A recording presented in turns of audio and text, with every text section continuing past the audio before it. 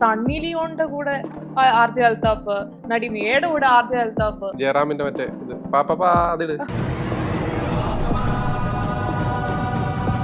അപ്പൊ lady fans ഒക്കെ ഉണ്ടോ? അങ്ങനെ പറയാൻ പറ്റത്തില്ല. എനിക്ക് കളി തരുമോ എന്ന് ചോദിച്ചിട്ട് അത് കിട്ടുന്ന ഒരു സംഭവം വന്ന ഈ പ്രശ്നങ്ങളില്ല.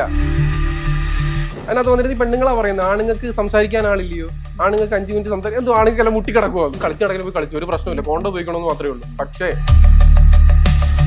ചക്ക ചേച്ചി എന്ന് പറഞ്ഞ വീഡിയോ ഇടുന്ന ഒരുത്തിയുണ്ട്, അവൾ എന്തോ കാണിക്കുന്നു, കുനിഞ്ഞും തുണിയും തറ തൂക്കുന്നത്, കംഫർട്ട് എന്ന് പറഞ്ഞിട്ടേ കുനിയുമ്പോ എന്തിനാ ഇവിടെ തപ്പി പിടിക്കുന്നത്? ഇപ്പൊ നമ്മുടെ നാട്ടിൽ നടക്കുന്ന പീഡനങ്ങൾക്ക് കാരണം സ്ത്രീകൾ അല്പവസ്ത്രം ഇട്ടതുകൊണ്ടാണെന്ന് വിശ്വസിക്കുന്നു. ലൈംഗിക ദാരിദ്ര്യമുള്ള സമൂഹമാണ് ഇവിടെ. ഇന്റൻഷ്യലി എന്റെ ശരീരത്തിന്റെ ചില ഭാഗങ്ങൾ കാണിച്ചു കഴിഞ്ഞാൽ, യമൻ എന്ന് പറയുന്ന രാജ്യത്ത് അവിടെ വീട്ടുകാർക്ക് സമ്മതം ഉണ്ടെങ്കിൽ ഈ പറയുന്ന ദയാദനം മേടിച്ചുകൊണ്ട് അവരെ വെറുതെ വിടാം. ഇന്ത്യയിലെ രീതി വെച്ചാൽ ഗോവിന്ദചാമി ഇതുപോലെ നമ്മൾ വെറുതെ വിടേണ്ടി വരും. രീതിയിൽ കമന്റ് സെക്ഷൻ ഒക്കെ നോക്കിക്കഴിഞ്ഞാൽ നല്ല രീതിക്ക് രണ്ടു കൂട്ടരും തമ്മിൽ, ഹിന്ദു മുസ്ലിം തമ്മിൽ, ഈ കട്ട സംഖ്യയും കട്ട സുഡാപ്പിയും ഒരിക്കലും ഹിന്ദു മുസ്ലിമും അല്ല. എന്റെ വിശ്വാസം എന്നെ പഠിപ്പിച്ചില്ല കഞ്ചാവ് വെക്കാൻ. എന്റെ വിശ്വാസം എന്നെ പെണ്ണുങ്ങളെ കയറി പിടിക്കാൻ പഠിപ്പിച്ചില്ല. എന്റെ വിശ്വാസം എന്നെ വിശ്വാസമില്ലാത്ത രാജ്യമായിരുന്നെങ്കിൽ നിമിഷപ്രിയയുടെ വിഷയത്തിൽ ആരിടപെടും? തീർന്നു, ചത്ത് ചത്ത് ചത്ത് ചത്ത്. ഒരു സിനിമ ഇറങ്ങിയാൽ പോലും അതൊരു കഥയാണെങ്കിൽ പോലും അക്സെപ്റ്റ് ചെയ്യാൻ പറ്റാത്ത ഒരുപാട് ആളുകളുള്ള സൊസൈറ്റി തന്നെ നമ്മൾ ജീവിക്കുന്നു. പറഞ്ഞുണ്ടാക്കിയ കഥകളെന്ന് വരെ പറഞ്ഞു ഓൾ കേരള മെൻസ് അസോസിയേഷൻ ഇറങ്ങിയായിരുന്നു. ആ വട്ടൂർക്ക് കുട്ടപ്പൻ എന്ന് പറഞ്ഞ ഒരുത്തരുണ്ട്, അയാൾ വലതും പറയും. അയാൾ ഇവിടെ ആരും മൈൻഡ് ചെയ്തു. അവര് മാനസിക രോഗം ഇവനെന്ന് പറഞ്ഞാൽ ബസ്സിൽ കയറി ഇരുന്നിട്ട് ഇങ്ങനെ സിബൂരി ഇങ്ങനെ കാണിക്കുന്നതായിരിക്കും അവരുടെ. എത്ര ടോർച്ചർ ചെയ്താലും എത്ര ഇടി കൊടുത്താലും അത് മാറത്തില്ല. മാനസിക രോഗം മാത്രമാണ്. മാനസിക രോഗം മാത്രമല്ല, ഇവിടുത്തെ ലഹരി ഒരു പ്രശ്നമാണ്. ആ പന്ന പുന്നാര മോന്റെ മുമ്പിൽ ജീവിച്ച് കാണിക്കണം. ഡിവോഴ്സ് എന്ന് പറഞ്ഞ സമയത്ത് തന്നെ ഞാൻ ചത്ത് കളയുന്ന പെങ്കൊച്ച് പറഞ്ഞു. അത് മറുനാടനി വന്നൊരു വാർത്തയാണ് ഞാൻ കണ്ടത്. ആ പന്ന പോയി വേറെ വരുന്നു വിചാരിക്കണം.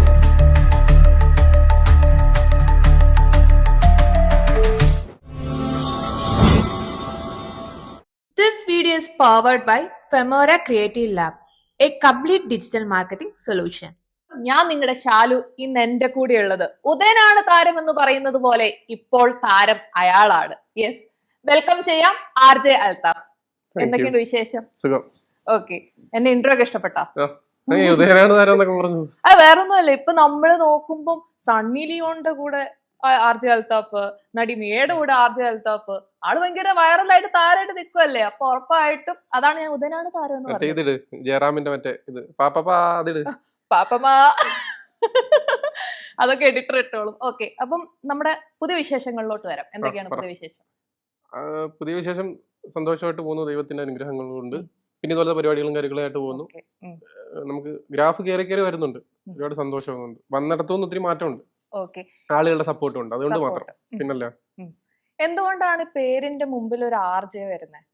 റേഡിയോയില് ആർജെ ആയിട്ട് ചെയ്യുന്നുണ്ട്. അവിടെ നമ്മൾ കൊല്ലത്ത് എന്റെ റേഡിയോ 91.2 അവിടെ ആർജെ ആയിട്ട് ചെയ്യുന്നുണ്ട്. അതുകൊണ്ടാണ് ഇപ്പോഴും ഉണ്ട്. അതുകൊണ്ടാണ് അപ്പൊ കൊല്ലം ഭാഗത്ത് പോകുന്നവര് തീർച്ചയായിട്ടും കേൾക്കാൻ പറ്റും. ഓക്കെ, ഞാനിങ്ങനെ വിചാരിച്ചു വീഡിയോസ് വ്ലോഗ് ചെയ്യുന്നു, പക്ഷെ പേര് ആർജെ അൽത്താഫ്. അത് അവിടെ ആർജെ റേഡിയോ. ഞാൻ ഓൾറെഡി എനിക്ക് ഇത് ആർജെ വലിയ താല്പര്യമില്ല. കാര്യം എനിക്ക് എപ്പോഴും ഫെയിം ആളുകളെ കണ്ടോണ്ട് എന്തെങ്കിലുമൊക്കെ ചെയ്യണമെന്ന്. അപ്പം ആർജെ റേഡിയോക്കകത്തെന്ന് പറഞ്ഞാൽ അങ്ങനെ പറ്റത്തില്ലല്ലോ. പക്ഷെ എന്റെ അടുത്ത് കുറെ പേര് പറഞ്ഞു നിങ്ങൾ പറയുന്നത് കൊള്ളാം, നിങ്ങളുടെ ശബ്ദം കൊള്ളാം എന്നൊക്കെ. പക്ഷെ സത്യത്തിൽ യഥാർത്ഥത്തിൽ ശബ്ദമൊന്നും അല്ല റേഡിയോയ്ക്ക് വേണ്ടത്. അങ്ങനെ ഞാൻ അവിടെ കൊണ്ടൊരു CV കൊടുത്തു. അന്ന് ഞാൻ യൂട്യൂബ് തുടങ്ങിയിട്ടേ ഉള്ളൂ. അപ്പൊ അവര് മൈൻഡ് ഒന്നും ചെയ്തില്ല. അത് കഴിഞ്ഞിട്ട് അത് അവിടെ അങ്ങനെ പോയി. ഇപ്പൊ 2 വർഷത്തോളം യൂട്യൂബ് വീഡിയോ ചെയ്ത് കഴിഞ്ഞ് വീഡിയോസ് കുറച്ച് വൈറലായപ്പോൾ റേഡിയോയിൽ നിന്ന് വിളിച്ച്. അപ്പൊ അങ്ങനെയാണ് പിന്നെ റേഡിയോ കയറുന്നത്. പിന്നെ ഇപ്പൊ ഏകദേശം 2019 തൊട്ട് ഇപ്പൊ ഇതുവരെ ഉണ്ട്, റേഡിയോയിലുണ്ട്. എനിക്ക് പ്രോഗ്രാം ഉണ്ട്, എനിക്കായിട്ട് തന്നെ ഒരു ഗുഡ് ഈവനിങ് കരുനാഗപ്പള്ളി എന്ന് പറഞ്ഞ പ്രോഗ്രാം ഉണ്ട്, അത് ചെയ്യുന്നുണ്ട്. അപ്പൊ ലേഡി ഫാൻസ് ഒക്കെ ഉണ്ടോ? അങ്ങനെ പറയാൻ പറ്റത്തില്ല. കാര്യം എന്ന് പറഞ്ഞു കഴിഞ്ഞാല് കൂടുതലും കോൾസ് അവിടെ ഒരു ഗ്രാമപ്രദേശം പോലെ കൂടുതലായിട്ട്. അപ്പൊ അങ്ങനെ കുറച്ച് പ്രായമായ ആളുകളും അങ്ങനെ അമ്മമാര്, ചേച്ചിമാര്, അച്ഛന്മാര്, അങ്ങനത്തെ വരും. കൊച്ചു പിള്ളേർ എനിക്ക് തോന്നുന്ന ആ സമയത്ത് ചിലപ്പോൾ സ്കൂളും ആ ടൈമൊക്കെ ആയിരിക്കും, ട്യൂഷൻ ടൈമൊക്കെ ആയിരിക്കും. അതുകൊണ്ട് അങ്ങനെ വരാറില്ല. എന്നാലും ഉണ്ട്, കുഴപ്പമില്ല. അപ്പൊ എന്തുകൊണ്ട് VJ ആയിട്ട് ട്രൈ ചെയ്യാത്ത? ആഗ്രഹം കൊണ്ട് ചെയ്തിട്ടുണ്ടല്ലോ. സൂര്യ ടിവിയിൽ തെക്ക് നടക്കുന്ന പ്രോഗ്രാം, അതിന് ഷെഡ്യൂൾ പാക്ക് ആയതാ, അത് ചെയ്തിട്ടുണ്ട്. സൂര്യ കോമഡിയിൽ. ഇപ്പൊ ഈ പ്രോഗ്രാം തീർന്നേ ഉള്ളൂ, കുറച്ച് നാളായി തീർന്നിട്ട്. ഇപ്പൊ പുതിയ പ്രോഗ്രാംസ് ഒന്നും വരുന്നില്ല? പുതിയ പ്രോഗ്രാം വരട്ടെ, നോക്കാം. മാറി നിൽക്കുക, വരുമ്പോ പോലെ. എനിക്ക് ആഗ്രഹം ഇല്ലാത്തോണ്ടല്ല, വരുമ്പോ വരും. ഇപ്പൊ മെയിൻ ആയിട്ട് അൽത്താഫിനെ പറ്റി പറയുകയാണെങ്കിൽ അൽത്താഫ് കറന്റ് ആയിട്ടുള്ള വിഷയങ്ങൾ എടുത്തിട്ടാണ് ചെയ്യുന്നത്. ഇപ്പം റീസെന്റ് ആയിട്ട് നിൽക്കുന്ന വിഷയമാണ് നിമിഷപ്രിയയുടെ വിഷയം എന്ന് പറയുന്നത്.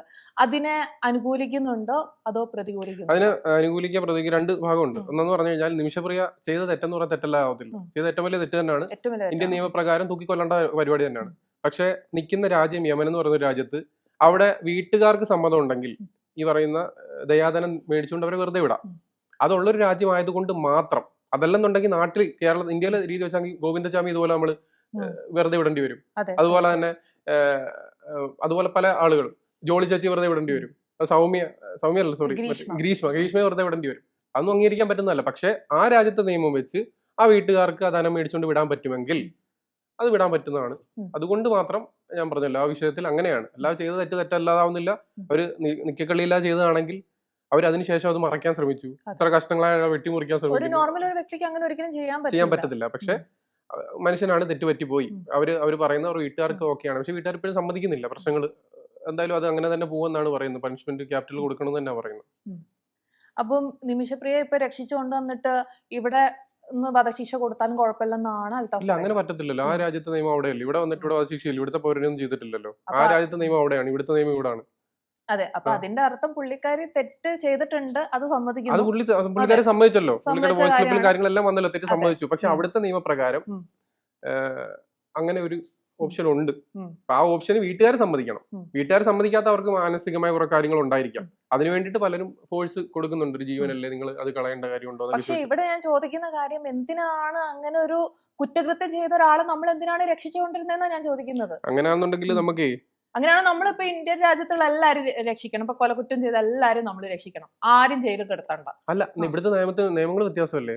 ഇവിടെ അങ്ങനെ ഒരു ഓപ്ഷൻ ഉണ്ടായിരുന്നെങ്കിൽ നമുക്ക് പലരും രക്ഷിക്കാൻ പറ്റും. ഇല്ലെന്ന് പറയാൻ പറ്റുന്നില്ല. ഇവിടെ കാശ് കൊടുത്ത് രക്ഷിക്കാൻ പറ്റുമായിരുന്നെങ്കിൽ നിരപരാധിയായി പോയിട്ടുള്ള, അതായത് മോളെ കയറി പീഡിപ്പിച്ചതിന്റെ പേരിൽ വർഷങ്ങളോളം ജയിലിൽ കിടന്ന ഒരു അച്ഛനുണ്ടായിരുന്നു. ഈ ഇടയ്ക്ക് അദ്ദേഹം മരിച്ചു. അദ്ദേഹം തൂക്കിക്കൊല്ലാനൊന്നും വെച്ചില്ല. അപ്പൊ അങ്ങനത്തെ അച്ഛനെ നമ്മൾ ഒരിക്കലും നീതി ഇതുപോലെ തൂക്കിക്കൊല്ലാൻ നമ്മൾ ആഗ്രഹിക്കത്തില്ല. അങ്ങനത്തെ പല കാര്യങ്ങളും ഉണ്ട്. അപ്പൊ അങ്ങനത്തെ സിറ്റുവേഷൻ ആയിട്ട് ചെയ്തു പോയി. അതുപോലെ തന്നെ നമ്മൾ വേറൊരാൾക്ക് വേണ്ടിയിട്ട് ഏകദേശം 35 കോടി രൂപയോളം സമാഹരിച്ചു. അയാൾ ഇപ്പോഴും അകത്ത് കിടക്കുക. വധശിക്ഷ അയാൾക്ക് കട്ടാക്കി കൊടുത്തു. അതെന്തുകൊണ്ട്? അയാൾ പറയുന്നതെന്ന് പറഞ്ഞു കഴിഞ്ഞാൽ കുട്ടിയായിട്ട് പോയ സമയത്ത് കാറിൽ അറിയാതെ സംഭവിച്ചു എന്നൊരു വിഷയമാണ്. അത് അയാൾ നിരപരാധിയാണ്, അയാൾ അത് അറിയാതെ തെറ്റിപ്പോയെന്ന് പറയുന്നുണ്ട്. ഇവിടെയും അവിടുത്തെ പക്ഷെ വേറെ കാര്യമുണ്ട്. ഇന്ത്യൻ നിയമപ്രകാരമാണെങ്കിൽ പരമാവധി ശിക്ഷ കൊടുക്കുകയാണെങ്കിൽ അയാൾക്ക് തൂക്കിയേറി കിട്ടും. പക്ഷെ പരമാവധി ശിക്ഷ ഇവിടെ കിട്ടത്തില്ല എന്നുള്ളത് വേറെ സത്യമാണ്. 1991 അവസാനമായിട്ട് ഇവിടെ ആളെ തൂക്കിലെത്തിയത്. അതും ഇനി റിപ്പർ ചന്ദ്രനെ മറ്റോ ആണ്. അതിനുശേഷം ഇത്ര ആയിട്ടില്ല. അതാണ് ഇപ്പൊ അതിന്റെ വ്യത്യാസം. രാജ്യങ്ങൾ വ്യത്യാസം വരുന്നുണ്ട്. അതുകൊണ്ട് മാത്രമാണ്. അല്ലാതെ നിമിഷപ്രിയ ചെയ്ത കാര്യം നല്ലതാണെന്നോ അവര് ഭയങ്കര പക്കാണെന്നൊന്നും അല്ല. പക്ഷെ അവിടെ ഈ പശ്ചാത്താപ പ്രായച്ചിത്വമൊന്നുമില്ലേ. അപ്പൊ അതിനൊരു ഓപ്ഷൻ അവിടെ ഉണ്ട് ആ രാജ്യത്ത്. പിന്നെ ആ പറയുന്നവനും അത്രയ്ക്ക് നല്ല പെർഫെക്റ്റ് ഒന്നും ആയിരുന്നില്ലല്ലോ. ഇവിടുത്തെ നമ്മുടെ സ്വയം രക്ഷ എന്ന് പറയുന്ന സാധനമുണ്ട്. അത് ഈ കൊല്ലൽ വരെ, അതായത് നമുക്ക് ഉപദ്രവിക്കുന്ന കൈ നമ്മളെ തൊടാൻ വരുമ്പോൾ അത് കൊല്ലൽ വരെ അവർ ചിലപ്പോൾ പറ്റിപ്പോയി കാണും. പക്ഷെ അതിനുശേഷം അവര് വെട്ടിമുറിക്കുന്നുണ്ട്, ഗൂഢാലോചന നടത്തുന്നുണ്ട്. അതൊന്നും അവരില്ലാന്ന് പറയുന്നുമില്ല. പിന്നെ എല്ലാം ചെയ്യുന്നവർക്കും ഗോവിന്ദചാമിക്കും കാണും അവരുടെ ന്യായം, ജോളി ചേച്ചിക്കും കാണും അവരുടെ ന്യായം. പക്ഷെ അത് നമ്മുടെ രാജ്യത്ത് അത് ആ ന്യായത്തിന് വാല്യൂ ഇല്ല. അവർ ചെയ്തു കഴിഞ്ഞാൽ അവരകത്താണ്. പിന്നെ അവിടെ തെളിവുകൾക്കാണ് പ്രാധാന്യം. പക്ഷെ ഇവിടുത്തെ സിറ്റുവേഷനിൽ കുടുംബം വിചാരിച്ചു കഴിഞ്ഞാൽ വെറുതെ വിടാൻ പറ്റും. അത് അവർ ഇസ്ലാമിക രാജ്യമായിട്ട് ഇസ്ലാമിക ശരീഅത്ത് പ്രകാരമുള്ള കാര്യമായിരിക്കും. ഇവിടെ ഇപ്പൊ ആ ഒരു ഇസ്ലാമിക രാജ്യമായതുകൊണ്ടെന്ന് പറഞ്ഞു. ഇവിടെ നമ്മുടെ ഈ നിമിഷപ്രിയ കേസ് വന്നപ്പോ തന്നെ രണ്ടു കൂട്ടരും തമ്മിൽ ഇപ്പം AP ഉസ്താദ് ഇതിൽ ഇടപെട്ടത് കൊണ്ട് ഇപ്പം ജനൻ ടിവിയിലൊക്കെ വരുന്ന വാർത്തയൊക്കെ ശ്രദ്ധിക്കുന്നുണ്ടാവും. ഭയങ്കര ഒരു രീതിയിൽ കമന്റ് സെക്ഷൻ ഒക്കെ നോക്കിക്കഴിഞ്ഞാൽ നല്ല രീതിക്ക് രണ്ടു കൂട്ടരും തമ്മിൽ, ഹിന്ദു മുസ്ലിം തമ്മിൽ ഇപ്പൊ ഒരു വർഗീയത, ഹിന്ദു മുസ്ലിം തമ്മിലൊന്നും ഇല്ല, അതൊരിക്കലും ഉണ്ടാകത്തുമില്ല. ഇന്ത്യയുടെ ഏറ്റവും വലിയ പ്രത്യേകത തന്നെയല്ലേ ഹിന്ദു മുസ്ലിം ക്രിസ്ത്യാനി ജൈന ബുദ്ധനുള്ളതുകൊണ്ടാണ്. അത് ആ കമന്റുകൾ നമുക്ക് നോക്കിക്കഴിഞ്ഞാൽ, പേജ് നോക്കി കയറി കഴിഞ്ഞാൽ ഒന്നാം കാണാം. ഒന്നെങ്കിൽ അത് കട്ടസംഖ്യ ആയിരിക്കും, അല്ലെങ്കിൽ സുഡാപ്പി ആയിരിക്കും. ഇത് രണ്ടേ ഉണ്ടാവുള്ളൂ. ഈ കട്ടസംഖ്യയും കട്ട സുഡാപ്പിയും ഒരിക്കലും ഹിന്ദു മുസ്ലിമും അല്ല. അവരുടെ വ്യത്യാസം ഞാൻ ഇസ്ലാമാണ്, 100% മുസ്ലിമാണ്. ഞാൻ പഠിച്ചിട്ടുള്ളത് വീട്ടിലൊരു കറി വെക്കുകയാണെങ്കിൽ ആ കറിക്ക് മണമുണ്ടെങ്കിൽ ആ കറിയുടെ മണം ഏതൊക്കെ വീടുകളിൽ അയലത്തേക്ക് എത്തുന്നു അവർക്ക് കൊടുക്കാൻ നിങ്ങൾ കഴിക്കരുതെന്നാ. അയലത്തെ വീട്ടിലുള്ള ഹിന്ദു ആണെന്ന് നോക്കി കൊടുക്കാൻ പറഞ്ഞില്ല, മുസ്ലിം ആണെന്ന് നോക്കി ക്രിസ്ത്യാനിയെ നോക്കി കൊടുക്കാൻ പറഞ്ഞില്ല. ആ മണം എവിടേക്ക് എത്തുമെങ്കിൽ അവർക്ക് കൊടുക്കാതെ കഴിക്കാൻ പാടില്ല എന്ന് പഠിപ്പിച്ചെടുത്ത് പിന്നെ എങ്ങനെ അവിടെ വ്യത്യാസം വരുന്നത്? ഏത് മതം എടുത്താലും ഏത് വിശ്വാസം എടുത്താലും മനുഷ്യനെ നന്മയ്ക്ക് വേണ്ടിയിട്ടുള്ളതാണ്. എവിടെ എന്റെ വിശ്വാസം എന്നെ പഠിപ്പിച്ചില്ല കഞ്ചാവ് വെക്കാൻ, എന്റെ വിശ്വാസം എന്നെ പെണ്ണുങ്ങളെ കയറി പിടിക്കാൻ പഠിപ്പിച്ചില്ല, എന്റെ വിശ്വാസം എന്നെ ഒരു മനുഷ്യനെ മോട്ടിക്കാൻ പഠിപ്പിച്ചില്ല, കടം മേടിച്ച തിരിച്ചു കൊടുക്കാതിരിക്കാൻ പഠിപ്പിച്ചില്ല. അവിടെ എങ്ങനെ ഞാൻ വിശ്വാസത്തിൽ മോശം കാണുന്നത്? അതുപോലെ എല്ലാ വിശ്വാസത്തിലും അത് ബാക്കിയുള്ള വിശ്വാസം അവർക്ക് അറിയത്തുള്ളൂ. ഞാൻ പഠിച്ചതുകൊണ്ട് എന്റെ വിശ്വാസത്തിൽ അറിയാം. അതിലൊന്നും മോശം പറയുന്നില്ല. ഭൂമിയിൽ സന്മനസ്സുള്ളവർക്ക് സമാധാനം, അത്യുന്നതങ്ങളിൽ ദൈവത്തിന് സ്തുതിന്ന് ക്രിസ്ത്യൻസ് എന്താ പറയുന്നത്? എന്താ അതിലെന്താ കാര്യം? സന്മനസ്സുള്ളവർക്ക് സമാധാനം, ഭൂമിയിൽ ക്രിസ്ത്യാനികൾക്ക് സമാധാനമല്ലല്ലോ പറഞ്ഞത്. അപ്പൊ അവിടെ മനസ്സിലാക്കണം. അപ്പൊ നമുക്ക് വിശ്വാസം ഇല്ല എന്ന് പറയുന്നുള്ളൂ. ഇന്ത്യ എന്ന് പറയുന്ന ഏറ്റവും വലിയ കാര്യം എന്താ? ഇപ്പൊ ഇന്ത്യ വിശ്വാസമില്ലാത്ത രാജ്യമായിരുന്നെങ്കിൽ നിമിഷപ്രിയയുടെ വിഷയത്തിൽ ആരിടപെടും? തീർന്നു, ചത്ത് ചത്ത് ചത്ത് ചത്ത് 16-ാം തീയതി ചത്ത് കഴിഞ്ഞ്. ഇവിടെ ഒരു ഇവിടെ മുസ്ലിം ഇപ്പൊ ഒരു വേറെ വിഷയം വരുന്നു, അതൊരു മുസ്ലിം രാജ്യമായിട്ട് ഇവിടെ അങ്ങനെ ഒരു പുരോഹിതൻ ഉണ്ടോണ്ട് ഇടപെടാൻ പറ്റിയത്. അതുപോലെ ഒരു ക്രിസ്തീയ രാജ്യത്ത് വരുമ്പോഴത്തേക്കും ഇന്ത്യ സമ്മതിച്ചല്ലോ, കേന്ദ്രം സമ്മതിച്ചു, ഞങ്ങൾക്ക് ഒന്നും പറ്റത്തില്ല, കോടതി വരെ പറഞ്ഞു ഭയങ്കര ദുഃഖമാണ്. അവിടെ ഇടപെടാൻ പറ്റിയ നമ്മുടെ രാജ്യത്ത് വിവിധമായ മതവും വിവിധമായ വിശ്വാസങ്ങളും, മതഭ്രാന്തല്ല കേട്ടോ, വിശ്വാസങ്ങളും ഭാഷയൊക്കെ ഉള്ളതുകൊണ്ടാണ്. അതുകൊണ്ടാണ് ഇന്ത്യ വ്യത്യസ്തമാവുന്നത്. ഇന്ത്യ ഒരു ഹിന്ദു രാഷ്ട്രം മാത്രമാണെങ്കിൽ, ഒരു ക്രിസ്ത്യൻ രാഷ്ട്രം മാത്രമാണെങ്കിൽ, മുസ്ലിം രാഷ്ട്രം മാത്രമാണെങ്കിൽ ഈ ഒരു സന്തോഷവും ഇവരുടെ നയിക്കോ ഉണ്ടാവത്തില്ല. അതിൽ മത സാഹോദര്യം എന്ന് പറയുന്നത് അങ്ങനെ ഒരു മത സാഹോദര്യമുള്ള രാജ്യം തന്നെയായിരുന്നു ഇന്ത്യ. ഇപ്പോഴും അങ്ങനെ തന്നെയാണ്. ഞങ്ങളുടെ കേരളം അങ്ങനെ തന്നെയാണ്. ഇനി വേറെ എവിടെങ്കിലും മാറിയിട്ടുണ്ടോ എന്ന് എനിക്കറിയത്തില്ല. ഞാൻ കേരളത്തിലാണ് താമസിക്കുന്നത്. അല്ല, പക്ഷേ നമ്മുടെ ഒരു സോഷ്യൽ മീഡിയ വളർന്നപ്പം ഭയങ്കരമായിട്ട് വർഗീയത കാണാൻ ഇന്ന് തന്നെ ശ്രീ പണിക്കര് പറഞ്ഞിട്ടുണ്ടല്ലോ ഈ നിമിഷപ്രിയയുടെ വിഷയത്തില്, അവര് ഭയങ്കര തെറ്റുകാരിയാണ്, അങ്ങനെ ഒന്നും കൊണ്ടുവരണ്ട. അതെന്തുകൊണ്ടാണെന്നറിയാവോ? അത് വേറൊന്നും കൊണ്ടല്ല, ഈ പറയുന്ന കാന്തപുര ഉസ്താദിനകത്ത് ഇടപെട്ടോണ്ടാ. അത്രയും നാള് ഇവിടെ കേന്ദ്രം ഇടപെട്ടു, കേന്ദ്രം ശക്തമായി ഇടപെട്ടു, ഇവരെ വധശിക്ഷയ്ക്ക് വിധിക്കരുത്. ഈ പറയുന്ന പണിക്കർ ഇവിടെ പോയിരുന്നപ്പോ കക്കൂസി പോയിരുന്നോ അത്ര നേരം പോസ്റ്റ് ഇടാതെ? ഈ സമയത്ത് എന്താ ഇത് വന്ന് കാന്തപുരം ഇവിടെ വിട്ടു, കാന്തപുരം കാരണം മാറി ഉടനെ വന്ന് ജനം ടിവിക്കകത്ത്. അത് അങ്ങനല്ല, പ്രധാനമന്ത്രി ഇടപെടൽ കൊണ്ടാണ് വധശിക്ഷ മാറ്റിവെച്ചത്. അപ്പൊ എന്താ അത് ഇങ്ങനെ പറയാൻ പറ്റുന്നത്? ഈ ക്വസ്റ്റ്യൻ തന്നെ ഞാൻ ചോദിച്ചത്. അപ്പൊ അവിടെ ഒരു മതവർഗീയ, അതാ പറഞ്ഞ ആ വർഗീയതയുടെ ആളാണല്ലോ ഇവർ ഈ പറയുന്നവര്. അതിന് ഡൗട്ട് ഇല്ല. അതിന്റെ അവർക്കത് പറഞ്ഞേ പറ്റത്തുള്ളൂ. BJP എന്ന് പറയുന്ന നല്ലൊരു പ്രത്യയശാസ്ത്രം അവർക്ക് ഉണ്ടായിരിക്കും. പക്ഷെ അതിനകത്ത് ഈ വർഗീയത എന്ന് പറയുന്ന സാധനം എടുത്ത് മാറ്റി കഴിഞ്ഞാൽ, വർഗീയത എടുത്ത് മാറ്റണം. സുഡാപ്പികൾക്കുള്ള പ്രശ്നം അതാണ്. വർഗീയത എന്ന് പറയുന്നത് അവർക്ക് ഭയങ്കര കൂടുതലാണ്. അതെല്ലാം എടുത്ത് മാറ്റി കഴിഞ്ഞാൽ പ്രശ്നമൊന്നുമില്ല. എവിടാണ് മറ്റുള്ളവരെ കൊല്ലാൻ പഠിപ്പിക്കുന്നത്? എവിടാ? നമ്മുടെ ശരീരത്തിൽ ഒരുത്തം തൊടുന്നില്ലെങ്കിൽ, നമ്മളിലേക്ക് വരുന്നില്ലെങ്കിൽ നമ്മളൊന്നും ചെയ്യണ്ട. ഖുർആനിലത്തെ ഒരു വചനം എടുത്തു വെച്ചോണ്ടാ പറയുന്നത്, നിങ്ങളുടെ ശത്രുക്കളെ കൊന്നുകളയണം. എവിടാ? നിങ്ങളുടെ കുടുംബത്തിലേക്കോ നിങ്ങളുടെ ശരീരത്തിലേക്കോ അവർ വരുന്നുണ്ടെങ്കിൽ, അവരുടെ വാളുകൾ നിങ്ങളുടെ ശരീരത്തിൽ വീഴുന്നുണ്ടെങ്കിൽ നിങ്ങൾ തിരിച്ച് പ്രതികരിക്കണോ? അല്ലാതെ പിന്നെ കൈ കെട്ടിക്കൊണ്ടിരിക്കണോ? പെണ്ണുങ്ങളെ കയറി പിടിക്കുമ്പോൾ കൊച്ചുങ്ങളെ കൊല്ലുമ്പോൾ എന്തോ ചെയ്യണം? ആ സമയത്താണ് പ്രതികരിക്കാൻ പറയുന്നത്. അത് നിങ്ങൾ ഞാനതിലും പ്രതികരിക്കും. ഏത് മറ്റേ മോനതിലും പ്രതികരിക്കും. ഇല്ലയോ? കണ്ടോണ്ടിരിക്കുവോ? ഇല്ലല്ലോ. ഈ ഇടയ്ക്ക് ഒരു വിഷയം വന്നല്ലോ, നിങ്ങൾ പറ്റുന്ന പോലെ പോലും സ്റ്റേഷനിൽ പോയില്ലേ, കേസ് കൊടുത്തില്ല, എന്താ പ്രതികരിക്കാതെ ഉണ്ടായിരുന്നത്? അപ്പൊ ആ സിറ്റുവേഷൻ വരുമ്പോൾ എല്ലാവരും പ്രതികരിക്കും. അതാണ് അതിന്റെ കാര്യം. ഓക്കെ. ഇപ്പം ഈ വർഗീയത ഇല്ലെന്ന് പറയാൻ നമുക്ക് മൊത്തമായിട്ട് പറ്റില്ല. ഇപ്പൊ നമ്മുടെ ഒരു സിനിമ ഇറങ്ങിയാൽ പോലും അതൊരു കഥയാണെങ്കിൽ പോലും അക്സെപ്റ്റ് ചെയ്യാൻ പറ്റാത്ത ഒരുപാട് ആളുകളുള്ള സൊസൈറ്റി തന്നെ നമ്മൾ ജീവിക്കുന്നത്. ഇപ്പൊ നമ്മുടെ L2 എമ്പുരാൻ ഇറങ്ങിയ സമയത്താണെങ്കിലും ആ ഒരു സിനിമ അതൊരു സിനിമയായി കാണാതെ 17 കട്ട് വരെ ആ സിനിമയ്ക്ക് വേണ്ടി വന്നു. ഓക്കെ. അപ്പം അവിടെ മതവർഗീയത ഇല്ലെന്ന് പറയുന്നതിലോ യാതൊരു പറഞ്ഞതുണ്ടല്ലോ. നമ്മുടെ കാര്യം എന്ന് പറഞ്ഞാൽ ഈ പറഞ്ഞ പോലെ തന്നെ നമ്മുടെ നാട്ടിൽ നല്ല രീതിയിൽ വിശ്വാസമുള്ളവരുണ്ട്. അതിനപ്പുറത്തേക്ക് ആ വിശ്വാസം മുതലെടുക്കുക. ഉദാഹരണത്തിന് നമ്മൾ ആലപ്പുഴയിൽ നിന്ന് ഇങ്ങോട്ട് വരുന്ന സമയത്ത് റോഡ് സൈഡിൽ ഒരു പള്ളിയുണ്ട്. പള്ളിയോ മറ്റൊരു കൃപാസനം. അവിടെ ഏറ്റവും കൂടുതൽ കാണപ്പെടുന്ന വണ്ടികൾ ബെൻസും BM-ഉം അതും ഇതൊക്കെ. അപ്പൊ കാശ് കൂടുമ്പോൾ ആളുകൾക്ക് അത്രയ്ക്ക് കാശ് പണക്കാരാവുന്നു, അത്രയ്ക്ക് അതും ഭയം കൂടും. അപ്പൊ അവർക്ക് എവിടെയെങ്കിലും ഒന്ന് പോയി ഇതായേ പറ്റത്തുള്ളൂ. അപ്പോൾ നമ്മുടെ നാട്ടിൽ എത്രത്തോളം വിശ്വാസം കൂടുന്നോ അത്രത്തോളം അതിന് ചൂഷണവും കൂടും. ഇവിടെ തന്നെ നമ്മൾ പഞ്ചായത്ത് ഇലക്ഷനിൽ പോലും ഓരോ പഞ്ചായത്തിൽ നിർത്തുന്നത് അവിടെ ആ ഏരിയയിലുള്ള മതവിഭാഗക്കാരെ ഏതാണെന്ന് നോക്കിയിട്ടാണ് അവിടെ ആളെ നിർത്തുന്നത്. അപ്പൊ മതം എന്ന് പറയുന്നത് ഭയങ്കരമായിട്ട് യൂസ് ചെയ്യാൻ പറ്റുന്ന സാധനം, വിശ്വാസം. വേറെ ഒന്നിനും നമുക്ക് അങ്ങനെ പറ്റത്തില്ല. ഇതെന്ന് പറഞ്ഞാൽ ആത്മീയമാണ്, അതിൽ നമുക്ക് കൈകടത്താൻ പറ്റും. മറ്റൊന്നൊക്കെ പറഞ്ഞാൽ കണ്ടറിയുന്നതാ, തിയററ്റിക്കല. ഇത് ആത്മീയമായതുകൊണ്ട് അതിൽ മാക്സിമം ഇതിങ്ങനെ ചെയ്താൽ അവർ വരും, ഈ വിശ്വാസി വന്നു കഴിഞ്ഞാൽ നമ്മുടെ ആളാണ്, അങ്ങനെ തോന്നൽ. അപ്പൊ അതുകൊണ്ട് ഒരു മതരാജ്യം ആയതുകൊണ്ട് തന്നെ, അല്ല മതപരമായി ചിന്തിക്കുന്ന രാജ്യങ്ങളായതുകൊണ്ട് തന്നെ, രാജ്യമായതുകൊണ്ട് തന്നെ ഈ പറയുന്ന പോലെ അതിനെ അവർ ഊന്നൽ കൊടുക്കുന്ന അത്രേ ഉള്ളൂ. അതാകുമ്പോൾ അത് വർഗീയത. അപ്പൊ എന്റെ വിശ്വാസം, എന്റെ ആള് എന്ന് പറയുമ്പോഴത്തേക്കിനും ഒരു മുസ്ലിമിന്റെ അടുത്ത് പറയുന്നത് നിന്റെ ആളാണ്, അവർക്ക് വോട്ട് ചെയ്യും, അവർക്ക് വോട്ട്. അപ്പൊ എന്താ, അത് ഭൂരിപക്ഷമുള്ള മേഖലയിൽ ആ ആളെ സെലക്ട് ചെയ്യപ്പെടും. അവർക്ക് അധികാരം കിട്ടി. അധികാരമോഹം എന്ന് പറയുന്നതാണ് ഇതിന്റെ അൾട്ടിമേറ്റ്. ഇവിടെ അധികാരം ഒന്നുമില്ല, ഒരു അധികാരം ഇല്ലെന്ന് പറയട്ടെ. ആർക്കും വിശ്വാസമില്ല, സ്വയം പണിയെടുക്കും, തിന്നും ജീവിക്കും. അധികാരം കിട്ടാൻ വേണ്ടിയിട്ടാണ് ഈ പണി മൊത്തം കാണിക്കുന്നത്, അല്ലയോ? അധികാരമാണ് എല്ലാം. പെണ്ണിന് ആണിന്റെ മേൽ അധികാരം, ആണിന് പെണ്ണിന്റെ മേൽ അധികാരം. ഈ അധികാരത്തിന്റെ മോഹം കൊണ്ടാണ് ഈ പരിപാടിയെല്ലാം നടക്കുന്നത്. നമ്മൾ വല്ലാണ്ട് സീരിയസ് ആയി പോകുന്നു. ഓക്കെ. അപ്പം ഒരു മെയിൽ ഷോവനിസ്റ്റ് ആണോ? അല്ല, അത് തോന്നുന്നതാ. പക്ഷേ പലർക്കും തോന്നുന്നുണ്ടെന്ന് പല ഇത് കാണുമ്പോ അതെന്താണെന്നറിയാമോ, എനിക്ക് തോന്നിയിട്ടുണ്ട് ചില വീഡിയോസിൽ പറയുമ്പോ. ചില വീഡിയോസിൽ പറയാം ഇങ്ങനെ ചെറിയ വസ്ത്രമൊക്കെ ഇട്ട് നടക്കുന്നു, അങ്ങനെ ഇങ്ങനെയാന്ന് പറഞ്ഞ് കുറ്റപ്പെടുത്തുന്നത് ഞാൻ കാണാറുണ്ട്. അതുകൊണ്ടാണ് ഞാൻ ചോദിച്ചത് മെയിൽ ഷോവനിസ്റ്റ് ആണോ എന്നുള്ളത്. അതെ, എന്താ അറിയോ, ഈ രേണുസുതിയുടെ വിഷയം തന്നെ ഞാൻ തുടങ്ങി വെക്കാം. രേണുസുതി വരുന്നു, അവരെ ഞാൻ ഭയങ്കര സപ്പോർട്ട് ചെയ്തതാ. ഭർത്താവ് മരിക്കുന്നു, അവര് ഒറ്റയ്ക്ക് മുന്നിലേക്ക് പോകുന്നു. അവരന്നിട്ട് ചില വീഡിയോസ് ഒക്കെ ചെയ്ത സമയത്തും, അതായത് എന്താ പറയാ, ഒരു പാട്ട് വീഡിയോ ഫസ്റ്റില് ചെയ്തത് വൈറലായി. അപ്പോഴും ഒരു കുഴപ്പമില്ല. അവരെ ഞാൻ എപ്പോഴാണ് വിമർശിച്ചു തുടങ്ങിയെന്ന് അറിയാം. അവർക്ക് തുണിയുടെ നീളം ഒന്ന് കുറച്ച്.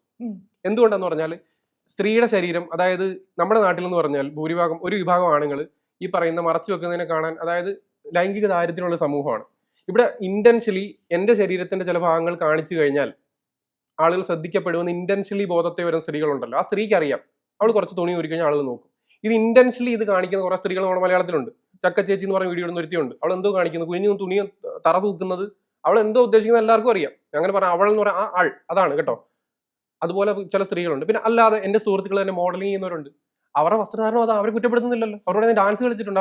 അത് ഞാൻ ഇതുപോലെ തന്നെ ഒരു കമന്റ് ഇട്ടതുമായിട്ട് ബന്ധപ്പെട്ട് ഒരു അമേരിക്കൻ ലേഡി ചാടിയ സമയത്ത് ഞാൻ പറഞ്ഞു മിന്നായം പോലെ ഒന്ന് കണ്ടെന്ന്. അവരുടെ കൾച്ചർ എന്തോന്ന് അറിയോ? വെസ്റ്റേൺ കൾച്ചർ എന്താ? അവരുടെ തുണി അതേ ഉള്ളൂ, അവരുടെ കാലാവസ്ഥ അവരുടെ തുണി അതാണ്. പക്ഷെ നമ്മുടെ കേരളത്തിന്റെ കൾച്ചറിൽ ഈ പറയുന്ന കൂട്ട് എല്ലാവരും ഈ പറയുന്ന കൂട്ട് ബിക്കിനിട്ടായിരുന്നു നടന്നിട്ടുള്ളത്. തുണി ഊരിക്കഴിഞ്ഞാൽ അവിടെ കാണപ്പെടും എന്ന് നോക്കുകയും ചെയ്യും. അതിനെ ആരെങ്കിലും കമന്റ് ഇട്ടാൽ വിമർശിക്കുകയും ചെയ്യുന്നതിന് അങ്ങനോട് ഇത്ര സ്ത്രീകളോ എനിക്ക് താല്പര്യമില്ല. അത് ഞാൻ പറയുകയും ചെയ്യും. അപ്പോഴും പറയും, ഇപ്പോഴും പറയും, എപ്പോഴും പറയും.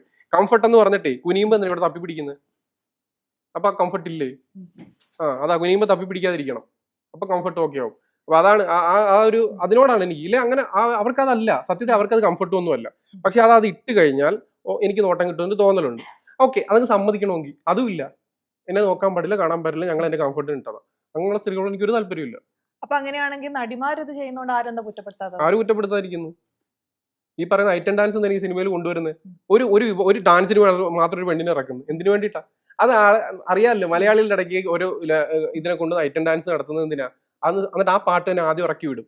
പബ്ലിസിറ്റിയാണ്, ഇത് കിട്ടാൻ വേണ്ടിയിട്ടാണ്. ഒരു കാലത്ത് തമ്മിലിൽ ഞാൻ പോലും പെണ്ണുങ്ങളെ പടം വെച്ചിട്ടുണ്ട്, അല്പവസ്ത്രധാരിയായിട്ടുള്ള പെണ്ണുങ്ങളുടെ. അതിന് ഭയങ്കര റീച്ചായിരുന്നു. ആ ബോധമില്ലായ്മയിൽ നിന്ന് ഞാൻ മനസ്സിലാക്കിയതാ തിരിച്ച്. പെണ്ണുങ്ങളെ കാഴ്ചവസ്തുവാക്കാൻ എല്ലാവർക്കും തയ്യാറ്. റോഡിലൂടെ പോകുന്ന സമയത്ത് ഈ പറയുന്ന കൂട്ട് പരസ്യങ്ങൾ എടുക്കുക. നമ്മുടെ കടയുടെ പരസ്യം ഇന്ന് കുറച്ച് മാറിയിട്ടുണ്ടാവാം.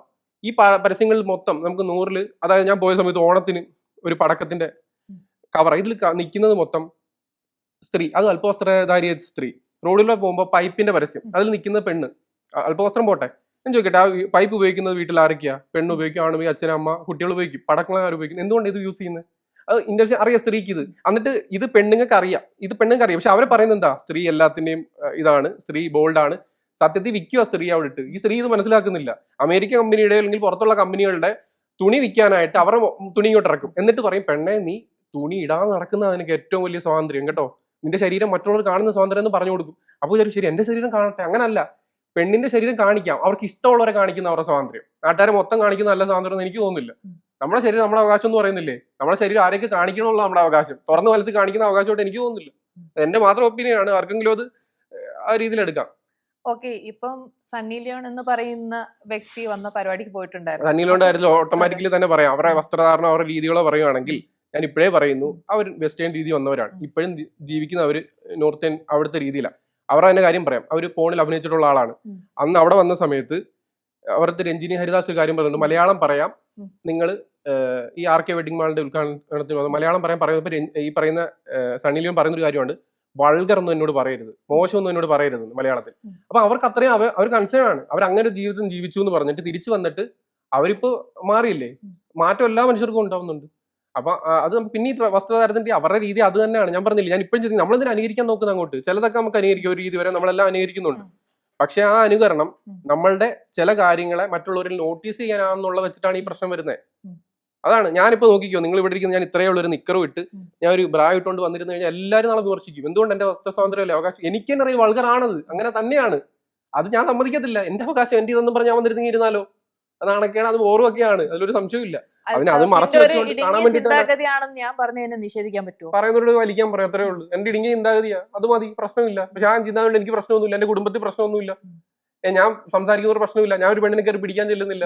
ഈ പറയുന്ന അല്പവസ്ത്രധാരിയായ തുണി എനിക്ക് ആക്രാന്ത മൂത്ത് ഞാൻ കയറി പിടിക്കാൻ പോകുന്നില്ല. എന്റെ അടുത്ത് എന്നെ പരിചയമുള്ള അല്ലെങ്കിൽ ഏതെങ്കിലും പെണ്ണുങ്ങൾ വിളിച്ച് നോക്കി ഏതെങ്കിലും മോശമായിട്ട് ഞാൻ ഇടപെട്ടിട്ടോ പറഞ്ഞിട്ടോ ഉണ്ടെന്ന്, അതല്ലേ നോക്കണ്ടേ? എന്റെ വ്യക്തിയെ നോക്ക്.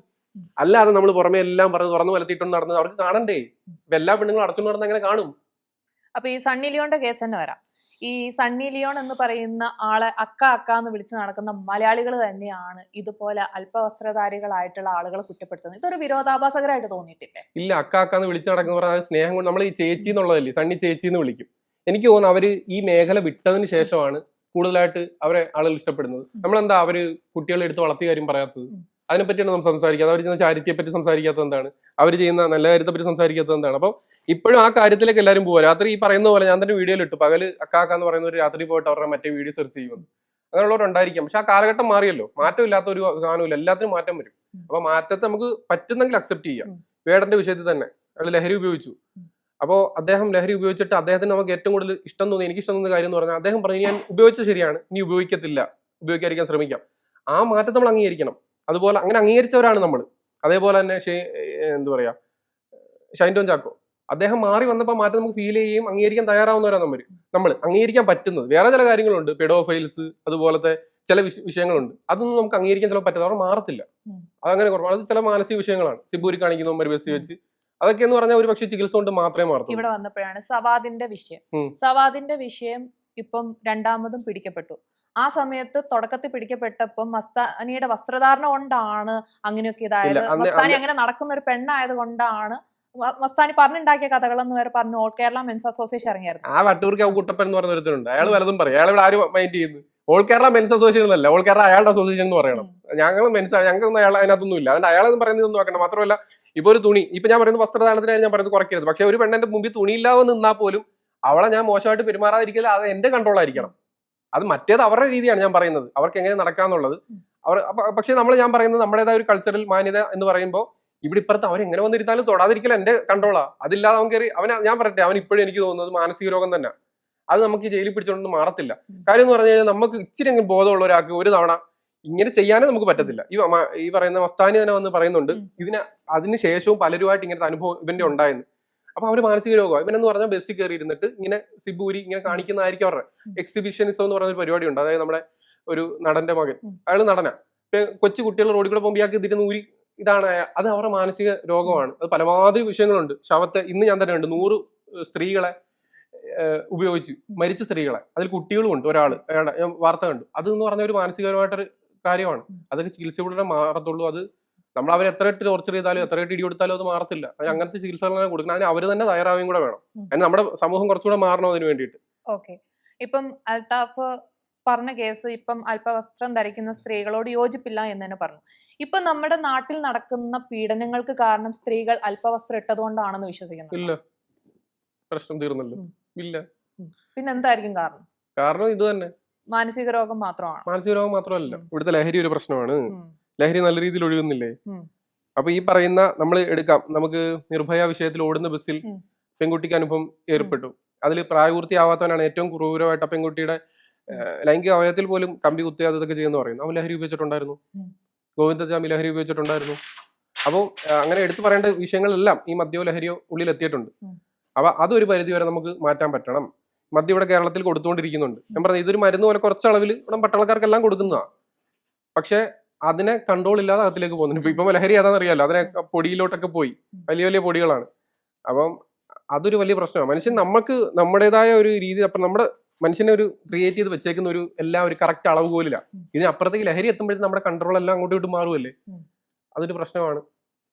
അല്ലാതെ ഈ തുണി വരുന്നോണ്ട് കയറി പിടിക്കുന്നൊക്കെ പറയുന്നത്, അങ്ങനെയാണെങ്കിൽ എല്ലാരും കയറി പിടിക്കണ്ടേ? അങ്ങനെ ഒരു കേസ് മുമ്പ് ഞാൻ കേട്ടിട്ടുണ്ടായിരുന്നു. പിന്നെ ഏതോ ഒരു കവിയത്രിയോ അല്ലെങ്കിൽ ഏതോ ഒരു പരിപാടിക്ക് വേണ്ടിയിട്ട് പുള്ളിക്കാരി പോയപ്പോ അല്പവസ്ത്രം ഉള്ളത് കൊണ്ടാണ് ആൾ കയറി പിടിച്ചെന്ന് പറഞ്ഞിട്ട് കോടതി വരെ അങ്ങനെ ഒരു രീതിയിലുള്ള അത് വിമർശിക്കാനായിട്ട് അപ്പൊ പറയുന്നതാണ്. അല്ല, അല്പവസ്ത്രധാരം മാത്രമായിരിക്കത്തില്ല, പക്ഷെ അവന് ലഹരി ഉപയോഗിച്ചിട്ടുണ്ടായിരിക്കാം, മേ ബി അതുകൊണ്ടായിരിക്കാം. ഓക്കെ, ഇപ്പം നമ്മുടെ പിന്നെ വേറെ കാര്യമുണ്ട്. അതായത് ഈ സെക്സ് എന്ന് പറയുന്ന സാധനം എന്ന് പറഞ്ഞു കഴിഞ്ഞാൽ എല്ലാവർക്കും താല്പര്യമൊക്കെ ഉള്ളത് തന്നെ. ആണുങ്ങളെ സംബന്ധിച്ചിടത്തോളം ഇത് അധികം കൺട്രോൾ ചെയ്യുന്ന ഇച്ചിരി പാടാണ്. പെണ്ണുങ്ങളെന്ന് പറഞ്ഞാൽ ഇവർക്ക് ഞാൻ മനസ്സിലാക്കിയത് അവർക്ക് താല്പര്യം തോന്നിക്കഴിഞ്ഞാൽ കൺട്രോൾ ചെയ്യാനുള്ള വലിയ പവർ ഉണ്ട്. അവർക്ക് എത്ര അടുപ്പം തോന്നിക്കഴിഞ്ഞാലും അവർ കൺട്രോൾ ചെയ്ത് വെക്കും. പക്ഷെ ആണുങ്ങളെ സംബന്ധിച്ചിടത്തോളം അവർക്ക് കുറച്ചുകൂടെ കൺട്രോൾ ചെയ്യാനുള്ള ഇത് ഇല്ല. അപ്പൊ അതുകൊണ്ട് ആവശ്യമുള്ളവർ ചോദിക്കുകയും കൊടുക്കുകയും ചെയ്യുന്ന ഒരു പരിപാടി വന്നു കഴിഞ്ഞാൽ പ്രശ്നം ഉണ്ടാവത്തില്ല. അപ്പം എന്തുവാ ഇപ്പൊ അങ്ങനെ എന്തെങ്കിലും ഒരു സാധനം പറഞ്ഞു, ഇപ്പൊ ഈ അരികെ ആപ്പ് മറ്റേ പേരൊന്നും പറയണില്ല അവര്, ഇതിനകത്തൊക്കെ എന്ന് പറഞ്ഞാൽ ഡയറക്റ്റേ എനിക്ക് കളി തരുമോ എന്ന് ചോദിച്ചിട്ട് അത് കിട്ടുന്ന ഒരു സംഭവം വന്ന ഈ പ്രശ്നങ്ങളില്ല. അതല്ല, ഇത് ഭയങ്കര പ്രശ്നമാണ്, കിട്ടത്തില്ല, ഭയങ്കര പാടാ കിട്ടാൻ. അതുകൊണ്ടല്ലേ ഈ പോകുന്നത്. ഞാൻ സപ്പോർട്ടും ചെയ്യുന്നൊന്നുമില്ല. അതിനകത്ത് വന്നിട്ട് ഈ പെണ്ണുങ്ങളാ പറയുന്നത് ആണുങ്ങൾക്ക് സംസാരിക്കാൻ ആളില്ലയോ, ആണുങ്ങൾക്ക് 5 മിനിറ്റ് സംസാരിക്കാൻ, എന്തോ ആണുങ്ങൾക്കെല്ലാം മുട്ടിക്കിടക്കുവാന്ന്. ഇതെല്ലാവർക്കും താല്പര്യമുണ്ട്. അപ്പൊ നമുക്ക് പലർക്കും കിട്ടുന്നുണ്ട്. അതാണ് എനിക്ക് ഏറ്റവും വലിയ വിഷമം. പലർക്കും കിട്ടുന്നുണ്ട്, നമുക്ക് മാത്രമൊന്നും കിട്ടുന്നില്ല. പെണ്ണുമ്പിള്ള പെണ്ണുമ്പിളക്ക് അറിയാം ഞാൻ ഭയങ്കര വിഷയമാണ്. എനിക്ക് പെണ്ണിനോട് മാത്രമേ താല്പര്യം, പെണ്ണുങ്ങളോട് മാത്രമാണ് താല്പര്യം. എന്റെ ഏറ്റവും വലിയ ലഹരി പെണ്ണാണ്. അതാണ് അതെല്ലായിടത്തും ഞാൻ പറയുന്നതാണ്. പക്ഷെ ഞാൻ എന്റെ ബോഡി കൗണ്ട് 1 എന്റെ ഭാര്യ അടുത്ത് മാത്രമേ ഞാൻ പോയിട്ടുള്ളൂ. എനിക്ക് അവിടെ ആവശ്യത്തിന് അധികം കിട്ടുന്നുണ്ട്. അതാ ഞാൻ പറഞ്ഞത്. പക്ഷെ അങ്ങനെ അല്ലാത്തവരുണ്ട്. ഒരു കൺസെന്റ് കെട്ടിക്കോളാൻ ഞാൻ പറയുന്നത് ഇപ്പോഴും പറയുന്നു, നിങ്ങൾ പ്രേമിക്കുവാണെങ്കിൽ കളിച്ചു നടക്കലും പോയി കളിച്ചു, ഒരു പ്രശ്നമില്ല, കോണ്ടോ ഉപയോഗിക്കണമെന്ന് മാത്രമേ ഉള്ളൂ. പക്ഷേ കെട്ടിക്കോളാന്ന് പറഞ്ഞിട്ട് ഒരു പരിപാടിക്ക് നടക്കരുത്. ഈ വരുന്നവരെല്ലാം കാര്യസാധ്യത്തിന് വേണ്ടിയിട്ട് പറയും കെട്ടാൻ മോനെ മുന്നേ. അതല്ലാതെ ഇങ്ങനെ താല്പര്യം ചോദിക്കുക. എല്ലാവർക്കും നല്ല സുഖമില്ലേ, ശരീരത്തിന് സുഖം, മനസ്സിന് സുഖം. ഈ സുഖം കിട്ടുന്ന നിങ്ങൾ വേണമെങ്കിൽ പോയി എന്തെങ്കിലുമൊക്കെ ചെയ്യുക. പക്ഷെ നിങ്ങളെ കൺട്രോൾ നോക്കുക, ഇത് പറയുന്ന ഒരു സേഫ്റ്റി നോക്കുക. അസുഖമൊക്കെ ഉണ്ടായിരിക്കും, പല എയ്ഡ്സ് ഒക്കെ കാണും കേട്ടോ. ഏതിനെ പണിയാൻ പോലെ നോക്കിക്കോ, എയ്ഡ്സ് ഉണ്ടായിരിക്കും, വരും ഉറപ്പാ. ഇതങ്ങോട്ട് ഇതെങ്ങനെ ഇത് അറിയാൻ പറ്റും. ഇതിനോടൊക്കെ എത്ര കൊണ്ടിട്ടാലും കയറും, അതിന്റെ ഇടയ്ക്കൂടെ ഞരച്ച് കയറും. നീ നോക്കിക്കോ. അപ്പൊ അതുകൊണ്ട് എല്ലാം എണ്ണം നോക്കി വെച്ചോ. അതുകൊണ്ട് ഈ താല്പര്യമുള്ളവര് നിങ്ങൾ പറയാ എനിക്ക് ഇങ്ങനെയൊക്കെയാണ് താല്പര്യം, അത് ആണും പെണ്ണും അക്സെപ്റ്റ് ചെയ്യുക. അപ്പൊ ഈ പ്രശ്നം ഉണ്ടാവത്തില്ല. ഇത് അക്സെപ്റ്റ് ചെയ്യത്തില്ല. ഉടനെ പറഞ്ഞ ഉടനെ ഞാൻ ഉദാഹരണം ഒറ്റ കാര്യം ഞാൻ പറയാം. ഒരു ഒരു പയ്യൻ തിരിക്കുക, ഒരു പെണ്ണ് ഒരു കൊച്ചുമായിട്ട് കരയുന്ന കൊച്ചുമായിട്ട് ഓടി അടുത്ത് വരുന്നു. എന്നിട്ട് ഈ പയ്യന്റെ കയ്യിലും കയറി പിടിക്കുന്നു. എന്നിട്ട് പറയുന്നത് കുഞ്ഞ് ആഹാരം കഴിച്ചില്ല, ഞാനും ആഹാരം കഴിച്ചിട്ടില്ല, ഞാൻ എന്തിനും തയ്യാറാ, എനിക്ക് ഒരു തരത്തിൽ ആഹാരം തന്നാമെന്ന് ഈ പയ്യന്റെ കയ്യിലും കയറി അങ്ങ് പിടിക്കും. അപ്പൊ എന്നെ അങ്ങനെ പിടിക്കുന്നിരിക്കട്ടെ, ഒരു പെണ്ണ് കയറി പിടിക്കും. ഞാൻ ഉടനെ കൈ തട്ടി മാറ്റിയിട്ട് വേണ്ട നിങ്ങൾ ആഹാരം കഴിച്ചു 100 രൂപ ഞാൻ കൊടുക്കും. രണ്ടാമത്തെ കേസ് ഞാൻ പറയട്ടെ. ഒരു പെണ്ണ് അവിടെ ഇരിക്കുക, ഷാലു ഇരിക്കുക, ഞാനൊരു കൊച്ചായിട്ട് ഓടി വന്നിട്ടേ കൈ കയറി പിടിച്ചിട്ട് ഞാൻ എന്തിനും തയ്യാറാവാ എന്ന് പറഞ്ഞുള്ള സിറ്റുവേഷൻ എന്തുമായിരിക്കും? അതാണ്, അത് മാറണം. ഇത് രണ്ടുപേരും പറഞ്ഞാലും ഒരുപോലെ കരുതുന്ന ഒരു സമൂഹം വരണം. അതല്ലാതെ നിയമങ്ങളെല്ലാം ഈ പറയുന്നോട്ട് മാറിക്കഴിഞ്ഞാല് പെണ്ണിനാണ് പരിരക്ഷ കൂടുതലെങ്കിൽ പറയെങ്കിൽ പോലും ഫേക്കായിട്ടുള്ള കാര്യങ്ങൾ കാരണം പ്രശ്നം വരുന്നുണ്ട്. അപ്പൊ ഇത് കുറച്ചുകൂടെ ഓപ്പണാ. അപ്പൊ ഞാൻ ചോദിക്കും ഇവന് ഇത്രയും പുരോഗമനം പറയുന്നു വന്നിട്ട് അങ്ങനെ ഇങ്ങനെ. അതല്ല ഇവിടെ ഞാൻ പറയുന്നത്. അങ്ങനെയുള്ള കുറെ ആളുകളുണ്ട്. അതായത് അങ്ങനെയുള്ളവർ കണ്ടുമുട്ടണം. പെണ്ണും ആണും ആണെങ്കിലും ഈ വികാരം മനസ്സിൽ വെച്ചുകൊണ്ട് നടക്കാം. ഞാൻ ഒരു ചോദ്യം ചോദിച്ചു പബ്ലിക് ഒപ്പീനിയനിൽ. ഞാൻ കഴിഞ്ഞ എനിക്ക് തോന്നുന്നു IFK ചോദ്യം ചോദിച്ചു. അതായത് ഭയങ്കര വിവാദമായി. നിങ്ങൾക്ക് ഒരാൾ സെക്സ് ചെയ്യാൻ തോന്നിക്കഴിഞ്ഞാൽ നിങ്ങൾ ചെയ്യുമോ? ഒരു പെൺകുട്ടിയോട് ഞാൻ ചോദിച്ചു. അപ്പൊ ആ പെൺകുട്ടിയോടെ ചെയ്യും. അപ്പൊ എന്റെ അടുത്ത് ചോദിച്ചു ചേട്ടനോട് ചെയ്യണമെന്ന് ചോദിച്ചു. ചേട്ടനോട് തോന്നിക്കഴിഞ്ഞാൽ ചെയ്യണമെന്ന് ചോദിച്ചു. അപ്പൊ എന്റെ അടുത്ത് ചോദിക്കാമെന്ന് ചോദിച്ചു. അപ്പൊ എന്നോട് താല്പര്യം തോന്നുന്നുണ്ട്, പറഞ്ഞു ചെയ്യാന്ന് പറഞ്ഞു. അപ്പൊ ഞാൻ തിരിച്ചു പറഞ്ഞു അയ്യോ എനിക്ക് താല്പര്യമില്ലെന്ന്. വീട്ടിൽ പെണ്ണുമ്പിള്ളി ഇരിപ്പുണ്ട്. അല്ല, പെണ്ണുമ്പിള്ളി ഇരിക്കുന്നതിന്റെ എനിക്ക് അതിനോട് താല്പര്യം തോന്നിയില്ല. അതാണ് കാര്യം. അപ്പോഴത്തേക്കിനും അത് ഭയങ്കര വിവാദം. അതെന്താ സത്യത്തിൽ ചെയ്തേ? ഇവിടെ ബാക്കിയുള്ളവരെല്ലാം മനസ്സിൽ ഇതൊക്കെ ഉണ്ട്. ഒരാളെ കിട്ടിക്കഴിഞ്ഞാൽ ഉറപ്പായിട്ട് 100-ൽ എല്ലാവരും പറയണ്ട, ഒരു 100-ൽ 10-90% ആണുങ്ങൾ നല്ല സേഫ്, ആണായാലും പെണ്ണായാലും. പെണ്ണിന്റെ കാര്യത്തിൽ എനിക്ക് വലിയ ഇതില്ല, ഞാൻ ആണ് വർഗമായിട്ട് പറയാം. നല്ല സേഫായിട്ട് ഒരു അവസരം കിട്ടുവാണെങ്കിൽ, ഒറ്റയ്ക്ക് കിട്ടുവാണെങ്കിൽ ഒരു പെണ്ണിനെ ഒന്ന് തട്ടി അങ്ങ് തൊട്ടങ്ങനെ നോക്കാതിരിക്കത്തില്ല. അതൊക്കെ അങ്ങനെയൊക്കെ തന്നെ ഉള്ളൂ. എന്നിട്ട് എല്ലാവരും പകൽമാനിയാവുന്ന ഇത്രയാവുന്ന എന്തിനാ? അല്ലെങ്കിൽ അവരൊന്നിൽ കമ്മിറ്റഡ് ആയിരിക്കണം. അല്ലാത്തൊരു കേസിൽ ഒറ്റയായിട്ട് നിൽക്കുന്ന ആണിന്, വികാരമൊക്കെ ഉള്ള ഒരാണിന് ഇതുപോലെ ഒരു പെണ്ണിനെ കിട്ടിയാൽ ആ പെണ്ണിനും താല്പര്യം ഉണ്ടെങ്കിൽ, അല്ലാത്ത കേസിലാണ് പ്രശ്നം. അങ്ങനെ ചെയ്യുമ്പോൾ നിങ്ങൾ നിങ്ങളുടെ സേഫ്റ്റി നോക്കുക. അത്ര എനിക്ക് പറയാനുള്ളൂ. ഞാനുള്ള പരിചയമുള്ള പെമ്പിളടുത്തെല്ലാം പറയുന്നതാണ്, നിങ്ങളുടെ തീ അടുത്ത് വരുമ്പോൾ നിങ്ങൾ കാര്യം ആദ്യം ചോദിക്കുക. കെട്ടിക്കോളാം, ഇഷ്ടം, ക്രഷ് എന്നൊക്കെ പറഞ്ഞു വരുമ്പോഴത്തേക്കിനും ഇതൊക്കെയാണ് ആഗ്രഹമെങ്കിൽ നിങ്ങൾക്ക് താല്പര്യം ഉണ്ടെങ്കിൽ അത് പറയുക.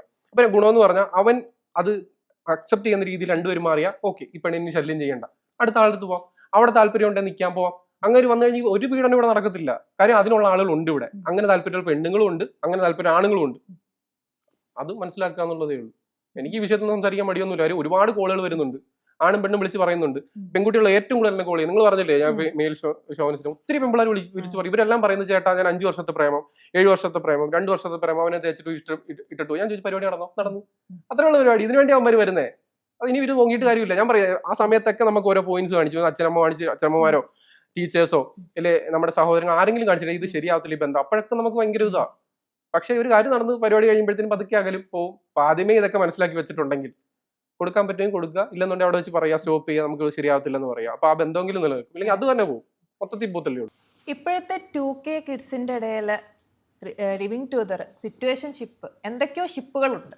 അതിനെ അൽത്താഫ് സപ്പോർട്ട് ചെയ്യുന്നത്. ഞാൻ പഠിച്ച സമയത്തൊക്കെ ഞാൻ ആലോചിച്ച് പോവായിരുന്നു ഈ പറയുന്ന ബെസ്റ്റിയും സിറ്റുവേഷൻഷിപ്പ്. ഞങ്ങൾ പഠിച്ചപ്പോൾ ഇല്ലടേ ദിവ്യപ്രേമം. എനിക്കാണെങ്കിൽ ഇപ്പോഴും വരും എല്ലാം ദിവ്യപ്രേമം. ഒന്നെങ്കിൽ ദിവ്യപ്രേമം, അല്ലെന്നുണ്ടെങ്കിൽ ഞാൻ ചേട്ടൻ. എന്നെ കാണുന്നവർക്കെല്ലാം ഭയങ്കര ചേട്ടൻ വിശ്വാസം. ആദ്യം പറഞ്ഞ ചേട്ടനെ കണ്ടു കഴിഞ്ഞാൽ ഭയങ്കര വിശ്വാസമാണ്, എന്തും തുറന്ന് പറയാം. അപ്പൊ തന്നെ നമ്മുടെ ഡിസ്കംബിയാവും. പിന്നെ നമുക്ക് ഒരു താല്പര്യം ഒന്നിനോടും തോന്നത്തില്ല. ആലോചിച്ച് നോക്കിയേ, നമ്മളെന്തിനും ഇത്രയും വിശ്വസിക്കുന്നേ? എല്ലാവർക്കും ഞാൻ നേരത്തെ പറഞ്ഞ പോലെ പല ആളുകളും പോകുന്നുണ്ട്, പരിപാടികൾ നടത്തുന്നുണ്ട്. എന്റെ അടുത്ത് വരുന്നവർക്ക് മാത്രം ഭയങ്കര ദിവ്യപ്രേമം. ഒന്നെങ്കിൽ ഭയങ്കര പ്രേമമാണ്, കെട്ടിക്കോളാന്നുള്ള പ്രേമം, അല്ലെന്നുണ്ടെങ്കിൽ ചേട്ടൻ ഏറ്റവും വിശ്വസ്തൻ. അങ്ങനെ ഞാനെങ്ങനെ ഉടായ്പ കാണിക്കുന്നത്? എനിക്കപ്പോൾ അങ്ങ് അലിയും. എനിക്ക് ഉടായ്പ തോന്നിയാൽ പോലും എനിക്ക് അവരെ വിശ്വസിച്ച ഓരോ ജീവിത കാര്യങ്ങൾ പറയുന്നു. അപ്പൊ എനിക്ക് മനസ്സിലായി, എനിക്കിത് എന്റെ ഒരു മുഖത്തിനൊരു ഇതുണ്ടെന്ന് തോന്നുന്നു. ചിലരെ കാണുമ്പോൾ തന്നെ തോന്നി ഇവനെ ഒന്ന് കൊള്ളാം, ഇവനെ ഒന്ന് കൊള്ളാം, ഇവളെ ഒന്ന് കൊള്ളാം ഒന്ന് തോന്നുന്നത് പോലെ ആയിരിക്കാം. എന്നെ കാണുമ്പോൾ ചിലപ്പോൾ ചേട്ടനായിട്ടായിരിക്കും അവർക്ക് തോന്നുന്നത്. അപ്പൊ ആ ചേട്ടനായിട്ട് തോന്നുന്നിടത്ത് നമുക്ക് മിസ്യൂസ് ചെയ്യാൻ പറ്റത്തില്ല, അവരങ്ങനെ യൂസ് ചെയ്യാനും പറ്റത്തില്ല. പിന്നെ അവരുടെ കഥകളൊക്കെ കേട്ട് ആശ്വസിപ്പിച്ച് വിടും വേറെ ആരും കൂടെ. എത്ര പേരെ വിട്ടിട്ടുണ്ട് അങ്ങനെ. അതില്ല ഈ ഞങ്ങളുടെ കാലത്ത് മീൻസ് ഞാൻ ഈ പറയുന്ന സ്കൂളിലൊക്കെ പഠിക്കുന്ന സമയത്ത്, അതെ ഞാൻ 97 ആ കാലഘട്ടത്തിലൊന്നും ഈ പറയുന്ന തൊട്ടില്ല, എല്ലാം അതിന് എനിക്കൊരു ഉദാഹരണമുണ്ട്. ഞാൻ ഈ ഇപ്പൊ കുറെ വർഷങ്ങൾക്ക് ശേഷം ഈ ഒരു 2-3-5 വർഷത്തിന് മുമ്പ് എന്റെ 10ാം ക്ലാസ്സിൽ പഠിച്ചൊരു ഫ്രണ്ട് പെങ്കൊച്ച, ഞാൻ വീഡിയോ ഒക്കെ വൈറലായി കഴിഞ്ഞപ്പോൾ അവളൊന്നും പറയാം എനിക്ക് ഇതിനെ ഭയങ്കര ഇഷ്ടമായിരുന്നു, ലവ് ലെറ്റർ എഴുതിന്റെ പുറകെ നടന്നിട്ടുണ്ടായിരുന്നു. ഞാൻ പറയാം എന്റെ പൊന്നു മോളെ എനിക്ക് അന്ന് വന്നുകൂടായിരുന്നു, പ്രേമിച്ചില്ലെങ്കിൽ ഒന്നും കറങ്ങിയെങ്കിലും നടക്കായിരുന്നല്ലോ. ചുമ്മാതെ ഇനിയിപ്പോ 2 കൊച്ചുങ്ങൾ ഇനി വേണ്ട, ഓ ഗെറ്റ് ഔട്ട് ഹൗസ്. എന്റെ അല്ല അവക്ക്, മൂത്താൾ എന്ത് ചെയ്യുന്നു, മൂത്താൾ പഠിക്കുന്നു +2. ഞാൻ വിചാരിച്ച അപ്പൊ അങ്ങനത്തെ അതൊന്നും ഞാൻ പറഞ്ഞില്ല, അതിനൊന്നും എനിക്ക് ഒരു പ്രശ്നവും തോന്നുന്നില്ല. രണ്ടുപേർക്കും ഓക്കെയാണ് എങ്കിൽ എന്താ പ്രശ്നം? സിറ്റുവേഷൻഷിപ്പ് ഒരു ബാധ്യതയില്ലല്ലോ, രണ്ടുപേരും പറയുന്നു. ഞാൻ പറയട്ടെ, കല്യാണം കഴിച്ച് ഞാൻ പറയട്ടെ, നിങ്ങളിപ്പോ കല്യാണത്തിലേക്ക് പോകുന്നു. കല്യാണം കഴിക്കുന്നതിന് മുമ്പ് നിങ്ങളുണ്ടായിരുന്ന അയാള് അല്ലെങ്കിൽ ആ ചെറുക്കൻ പെണ്ണ് ഏത് തരത്തിലാണെന്ന് അറിയേണ്ട നമ്മളൊരു കാര്യമില്ല. ഞാൻ പറയുന്നത് നിങ്ങൾ കല്യാണം കഴിച്ചതിന് ശേഷം നിങ്ങളോട് കമ്മിറ്റ്മെന്റ് കാണിക്കുന്നത് മാത്രം നിങ്ങൾ നോക്കിയാൽ മതി. നിങ്ങൾ കെട്ടാൻ പോകുന്ന ആളില്ലെങ്കിൽ അത് വന്ന ആണായാലും പെണ്ണായാലും അവർ എങ്ങനെങ്കിലും ഒക്കെ ജീവിച്ചിട്ട് നമുക്കൊന്നും അറിയേണ്ട കാര്യമില്ല, അറിഞ്ഞിട്ടും കാര്യമില്ല. എന്തോ അറിഞ്ഞിട്ട് എന്തെങ്കിലും തിരുത്താൻ പറ്റുമോ? കഴിഞ്ഞു പോയതിനെ ഒന്നും മാറ്റാൻ പറ്റത്തില്ല. അതുകൊണ്ട് നിങ്ങൾ മാക്സിമം ജീവിതം നിങ്ങൾ എൻജോയ് ചെയ്യുക. നിങ്ങളിപ്പോൾ കെട്ടുന്നത് തന്നെ എല്ലാം പെർഫെക്റ്റ് ആയിരിക്കണോ, കെട്ടുന്നുള്ളത് തന്നെ സിംഗിൾ ആണോ, ഈ പറയുന്ന തൊട്ട് അതൊക്കെ പോകാത്തതാണെന്നൊന്നും പറയാൻ പറ്റത്തില്ല. അതുകൊണ്ട് നിങ്ങൾക്ക് ഇഷ്ടമുള്ള രീതി ജീവിക്കുക. വിവാഹത്തിന് ശേഷം പക്ഷെ നിങ്ങളുടെ കമ്മിറ്റ്മെന്റ് അത് രണ്ടുപേരും തമ്മിൽ പക്കായിട്ട് ഇരിക്കുക എന്നുള്ളത് മാത്രമേ ഉള്ളൂ. അപ്പൊ ഈ സിറ്റുവേഷൻഷിപ്പും റിലേഷൻഷിപ്പും ഒക്കെ അവർക്ക് താല്പര്യം. പക്ഷെ ഈ അപ്പുറത്ത് നിൽക്കുന്ന ആളെ ഉടായിപ്പിച്ചുകൊണ്ട് ചെയ്യരുത്. ഇവിടെ റിലേഷൻഷിപ്പ് മനസ്സിലാക്കിയിട്ട് കല്യാണം കഴിക്കാന്ന് പറഞ്ഞപ്പോഴാണ് ഇപ്പൊ റീസെന്റ് ആയിട്ട് ആത്മഹത്യ ചെയ്ത വിഭജിയുടെ കേസ് തന്നെ നമുക്ക് എടുക്കാം. ആ ഒരു കേസിൽ എന്താണ് അൽത്താഫിന് പേഴ്സണൽ ആയിട്ട് തോന്നിയിട്ടുള്ളത്? വിഭജിയുടെ അമ്മ പറയുന്നത് ഞാൻ കേട്ടു. ഒറ്റയ്ക്ക് പഠിച്ചു, ജോലി അത്രയും വിദ്യാഭ്യാസം നേടി, ജോലി ചെയ്തു, ഗൾഫിൽ പോയി ജോലി ചെയ്തു. ആ വിഭജിക ഈ ആത്മഹത്യ ചെയ്തതെന്ന് പറയുന്ന ഏറ്റവും വലിയ പോഴത്തരമായിട്ട് ഞാൻ പറയത്തുള്ളൂ. ആത്മഹത്യ ചെയ്തതും പോരാ, ആ കുഞ്ഞിനെയും കൂടെ കൊന്നു കളഞ്ഞു. എനിക്കൊരിക്കലും അംഗീകരിക്കാൻ പറ്റത്തില്ല. എന്നിട്ട് ഇതിന് പലരും വന്ന് പറയുന്നൊരു കാര്യമാണ്, അമ്മ ഇല്ലാതായി കഴിഞ്ഞാൽ കുഞ്ഞ് ഒറ്റയ്ക്ക് ജീവിക്കും. നാണമില്ല തന്തയില്ല വഴി പറയാൻ ഈ വന്ന് കമന്റ് ഒക്കെ. അതായത് ഇവിടെ എത്രയോ പിള്ളേർ ഇവിടെ ജീവിക്കുന്നുണ്ട് തന്തയും തള്ളയില്ലാതെ, എത്രയോ ഓർഫൻസിൽ എത്ര ഉണ്ട്, ഇതൊന്നും ജീവിച്ചില്ലേ? എന്നിട്ട് ഒരു കൂസലും ഇല്ലാതെ ഒരു കൊച്ചിനെ കൊന്നിട്ട് അവള് പോയി ചത്തനെ. എനിക്കതിലൊന്നും പറയാനില്ല, ഞാൻ അങ്ങനെ തന്നെ പറയത്തുള്ളൂ. ഇവിടെ ജീവിച്ച് കാണിക്കല വേണ്ടത്. അവന്റെ ഡ്രസ്സിങ്ങും കാര്യങ്ങളും കാണണ്ടല്ലോ, ആ പന്ന പുന്നാര മോന്റെ മുമ്പിൽ ജീവിച്ച് കാണിക്കണം. മാത്രമല്ല ഇവന്റെ ഈ പറയുന്ന തന്തയിലെല്ലാം കുറെ നാട്ടിൽ പെങ്കൊച്ച് കാണുന്നുണ്ടായിരുന്നു. അപ്പോഴും പെങ്കൊച്ച് പറയും ഇവൻ ഡിവോഴ്സ് എന്ന് പറഞ്ഞ സമയത്ത് തന്നെ ഞാൻ ചത്ത് കളയുന്നു പെങ്കൊച്ച് പറഞ്ഞു. അത് മറുനാടനി വന്നൊരു വാർത്തയാണ് ഞാൻ കണ്ടത്. അതിന്റെ അടിസ്ഥാനത്തിൽ ഞാൻ പറയുന്നത്. ആ വീഡിയോ എടുത്ത് വെച്ച് ഞാൻ ചെയ്തിട്ടുണ്ട്. ഇതിൽ പറയുന്നുണ്ട് അവൻ എന്നെ ഡിവോഴ്സ് ചെയ്തെന്ന് ചത്ത് മാറ്റണം. ആ പന്നം പോയി പൊടാതെ വേറെ വരുന്നു വിചാരിക്കണം. അങ്ങനെ വേണം. അവൻ പോയി അവന്റെ കുഞ്ഞമ്മയുടെ മോളെന്നുള്ള വിചാരം വേണം. അങ്ങനെ വേണം. പെണ്ണുങ്ങളെല്ലാം ബോൾഡ് ആവണം. അവൻ പോയാൽ എന്തായിരുന്നു കുഴപ്പം? ഈ പെണ്ണ് ഇത്രയും പറയുമ്പോൾ എന്താ? ഞാൻ പറയട്ടെ, അമ്മ പറഞ്ഞൊരു കാര്യം ഉണ്ടല്ലോ, ഒറ്റയ്ക്ക് പഠിച്ച് ഒറ്റയ്ക്ക് ജോലി ചെയ്ത് HR ലെവലിൽ എത്തിയതാ. എന്തുകൊണ്ട് ഇവനെ എടുത്ത് കളഞ്ഞിട്ടുണ്ടായിരുന്നെങ്കിൽ? എന്നിട്ട് പറയുന്നു അവൻ കൊണ്ടുവച്ച ചോറ് ഇവക്ക് കൊടുക്കാതെ മാറ്റി വെച്ചു. ഞാൻ ചോദിക്കട്ടെ, ഇറങ്ങി പോകണമെന്ന് ഞാൻ പറയട്ടെ, ഗൾഫ് രാജ്യത്ത് സൗദിയില അല്ലെ ദുബൈയില ഒരു നേരത്തെ ആഹാരവും കാര്യങ്ങളും കിട്ടാൻ ബുദ്ധിമുട്ടാണ്. അവിടെ കമ്മിറ്റ്മെന്റ് എന്ന് പറയുന്ന ഏറ്റവും വൃത്തിയായിട്ട സാധനം അവിടെ ഉണ്ടായിപ്പോയത്. ഓവർ കൺമിറ്റ്, തിരിച്ചില്ലാത്ത സാധനം എന്തിനാ കൊടുക്കാൻ നിന്നാ പെണ്ണ്? അവിടെ ഞാൻ പറഞ്ഞു, നമ്മൾ കണ്ടു വളർത്തേണ്ട കാര്യമുണ്ട്. ഇവിടെ ആഹാരം ഇല്ലാതെ, വെള്ളമില്ലാതെ, മുറുക്കി കുത്തി ജോലി എടുത്ത് വളർത്തിയ ഒത്തിരി മക്കളെ നമുക്കറിയാം. അവരൊക്കെ ഇന്ന് വലിയ വലിയ ലെവലായിട്ടുള്ള അമ്മമാരുണ്ട്. പണ്ടത്തെ എന്ന് പറഞ്ഞാൽ ഇപ്പോഴാണ് ഈ പറയുന്ന തൊട്ട് സ്ത്രീകളൊക്കെ വിവാഹം കഴിച്ച് വേറെ വിവാഹം പെട്ടെന്നൊക്കെ നടക്കും. പണ്ടത്തെ എന്ന് പറഞ്ഞാൽ ചെറുപ്പത്തിൽ ഈ അച്ഛൻ മരിച്ചു പോയി കഴിഞ്ഞാൽ അമ്മ മരിച്ചാൽ അച്ഛൻ പോയി വേറെ കിട്ടും. പക്ഷേ ഈ പറയുന്ന സ്ത്രീകൾ ഈ മക്കൾക്ക് വേണ്ടി കാത്തിരിക്കും. നമുക്കറിയാവുന്ന പല കാര്യങ്ങളുണ്ട്. നമ്മുടെ അറിയാവുന്ന കുടുംബത്തിൽ നമ്മുടെ സഹോദരങ്ങളും അറിയാം. ഈ അമ്മ ഈ കുഞ്ഞുങ്ങളൊക്കെ വളർത്തി ഇത്രയാക്കും. അന്ന് ഈ പറഞ്ഞ ടെക്നോളജി ഇല്ല, ഒന്നുമില്ല. ഏതെങ്കിലും വീട്ടു ജോലിക്ക് പോയിട്ടോ വിറക് കീറിയിട്ടോ പാത്രം കഴിയിട്ടുണ്ടാക്കി മക്കളെല്ലാം വളർത്തുന്നത്. ഇങ്ങനെ ചിന്തിക്കാൻ ഇന്നത്തെ പെമ്പിള്ളേർക്ക് എന്താ പറ്റാത്ത? ഈ വിഭജിക്കേണ്ട കാര്യങ്ങൾ പലതും ഓരോ പറയുമ്പോൾ ഈ പെണ്ണങ്ങ് പോയി ആത്മഹത്യ ചെയ്തെങ്കിൽ പറയാം ഒരു പരിധി വരെ. അത് ചെയ്ത് തെറ്റാ. ആത്മഹത്യ ചെയ്യലോ ശ്രമിക്കലോ വലിയ തെറ്റാന്നറിയാലോ. പക്ഷെ ആ കൊച്ചിനെ കൂടെ എന്തിനാ കൊന്നു കളഞ്ഞു? ഒരു തള്ളക്ക് എങ്ങനെ കൊന്നു കളയാൻ പറ്റും? അതിനെങ്ങനെ കെട്ടി തൂക്കിയോ രണ്ടുപേരും അപ്പുറം കെട്ടി തൂങ്ങിയെന്നാ പറയുന്നത്. ഒരിക്കലും ന്യായീകരിക്കാൻ പറ്റത്തില്ല. എങ്ങനെ ന്യായീകരിക്കാൻ പറ്റും? അതിന് നമ്മൾ ന്യായീകരിച്ചു കഴിഞ്ഞാൽ ഉള്ള പ്രശ്നം ഞാൻ പറഞ്ഞുതരാം. ഇവിടെ വിസ്മയുടെ വിഷയത്തിൽ നമ്മൾ വിസ്മയക്ക് അറ്റൻഷൻ കിട്ടുന്നു എന്നറിഞ്ഞ്, അത് വിസ്മയുടെ വിഷയത്തിൽ വിസ്മയ മരിച്ചു. അതായത് ഭർത്താവിന്റെ പീഡനം കാരണം വിസ്മയ മരിച്ചതിന്റെ ആ മാസം തന്നെ ഏകദേശം 5ഓളം പെൺകുട്ടികൾ ആത്മഹത്യ ചെയ്തു. എന്തുകൊണ്ടാണെന്നറിയോ? മീഡിയ അറ്റൻഷൻ കിട്ടുന്നു. അതായത് ഞാൻ മരിച്ചു കഴിഞ്ഞാൽ അവന് ശിക്ഷ കിട്ടുന്നൊരു തോന്നൽ വരുന്നു. അതിനപ്പുറത്ത് മീഡിയ അറ്റൻഷൻ ഇല്ല. നീ ചത്തു പോകും എന്ന് പറഞ്ഞിരുന്നെങ്കിൽ ഈ പെൺപിള്ളേർ ജീവിക്കാൻ തയ്യാറായനെ. ഇവിടെയുള്ള പ്രശ്നം എന്ന് പറഞ്ഞാൽ ഈ മീഡിയ അറ്റൻഷൻ കിട്ടുമ്പോൾ നിങ്ങൾ നോക്കിക്കോ, ഇതിന്റെ കുട പിടിച്ചുകൊണ്ട് ബാക്കിയുള്ള പെൺപിള്ളേർ പറഞ്ഞു ഓക്കെ അവൻ ജയിലിൽ പോകും. ഞാൻ ചത്തിട്ടല്ല അവൻ ജയിലിൽ പോകേണ്ടത്. ഞാൻ ജീവിച്ചിരുന്നോണ്ടാണ് അവൻ ജയിലിൽ പോകേണ്ടത്. എന്റെ ജീവിതം കണ്ടിട്ട്, എന്റെ ജീവിതത്തിന്റെ മതിപ്പ് കണ്ടിട്ടാണ് അവൻ നാണം കടേണ്ടത്. അതിനപ്പുറത്തേക്ക് ഇനി ഞാൻ നോക്കട്ടെ, 2-3 വർഷത്തിന് ശേഷം എന്താ ഈ പറയുന്ന കിരൺകുമാർ പുറത്തിറങ്ങിയില്ലേ?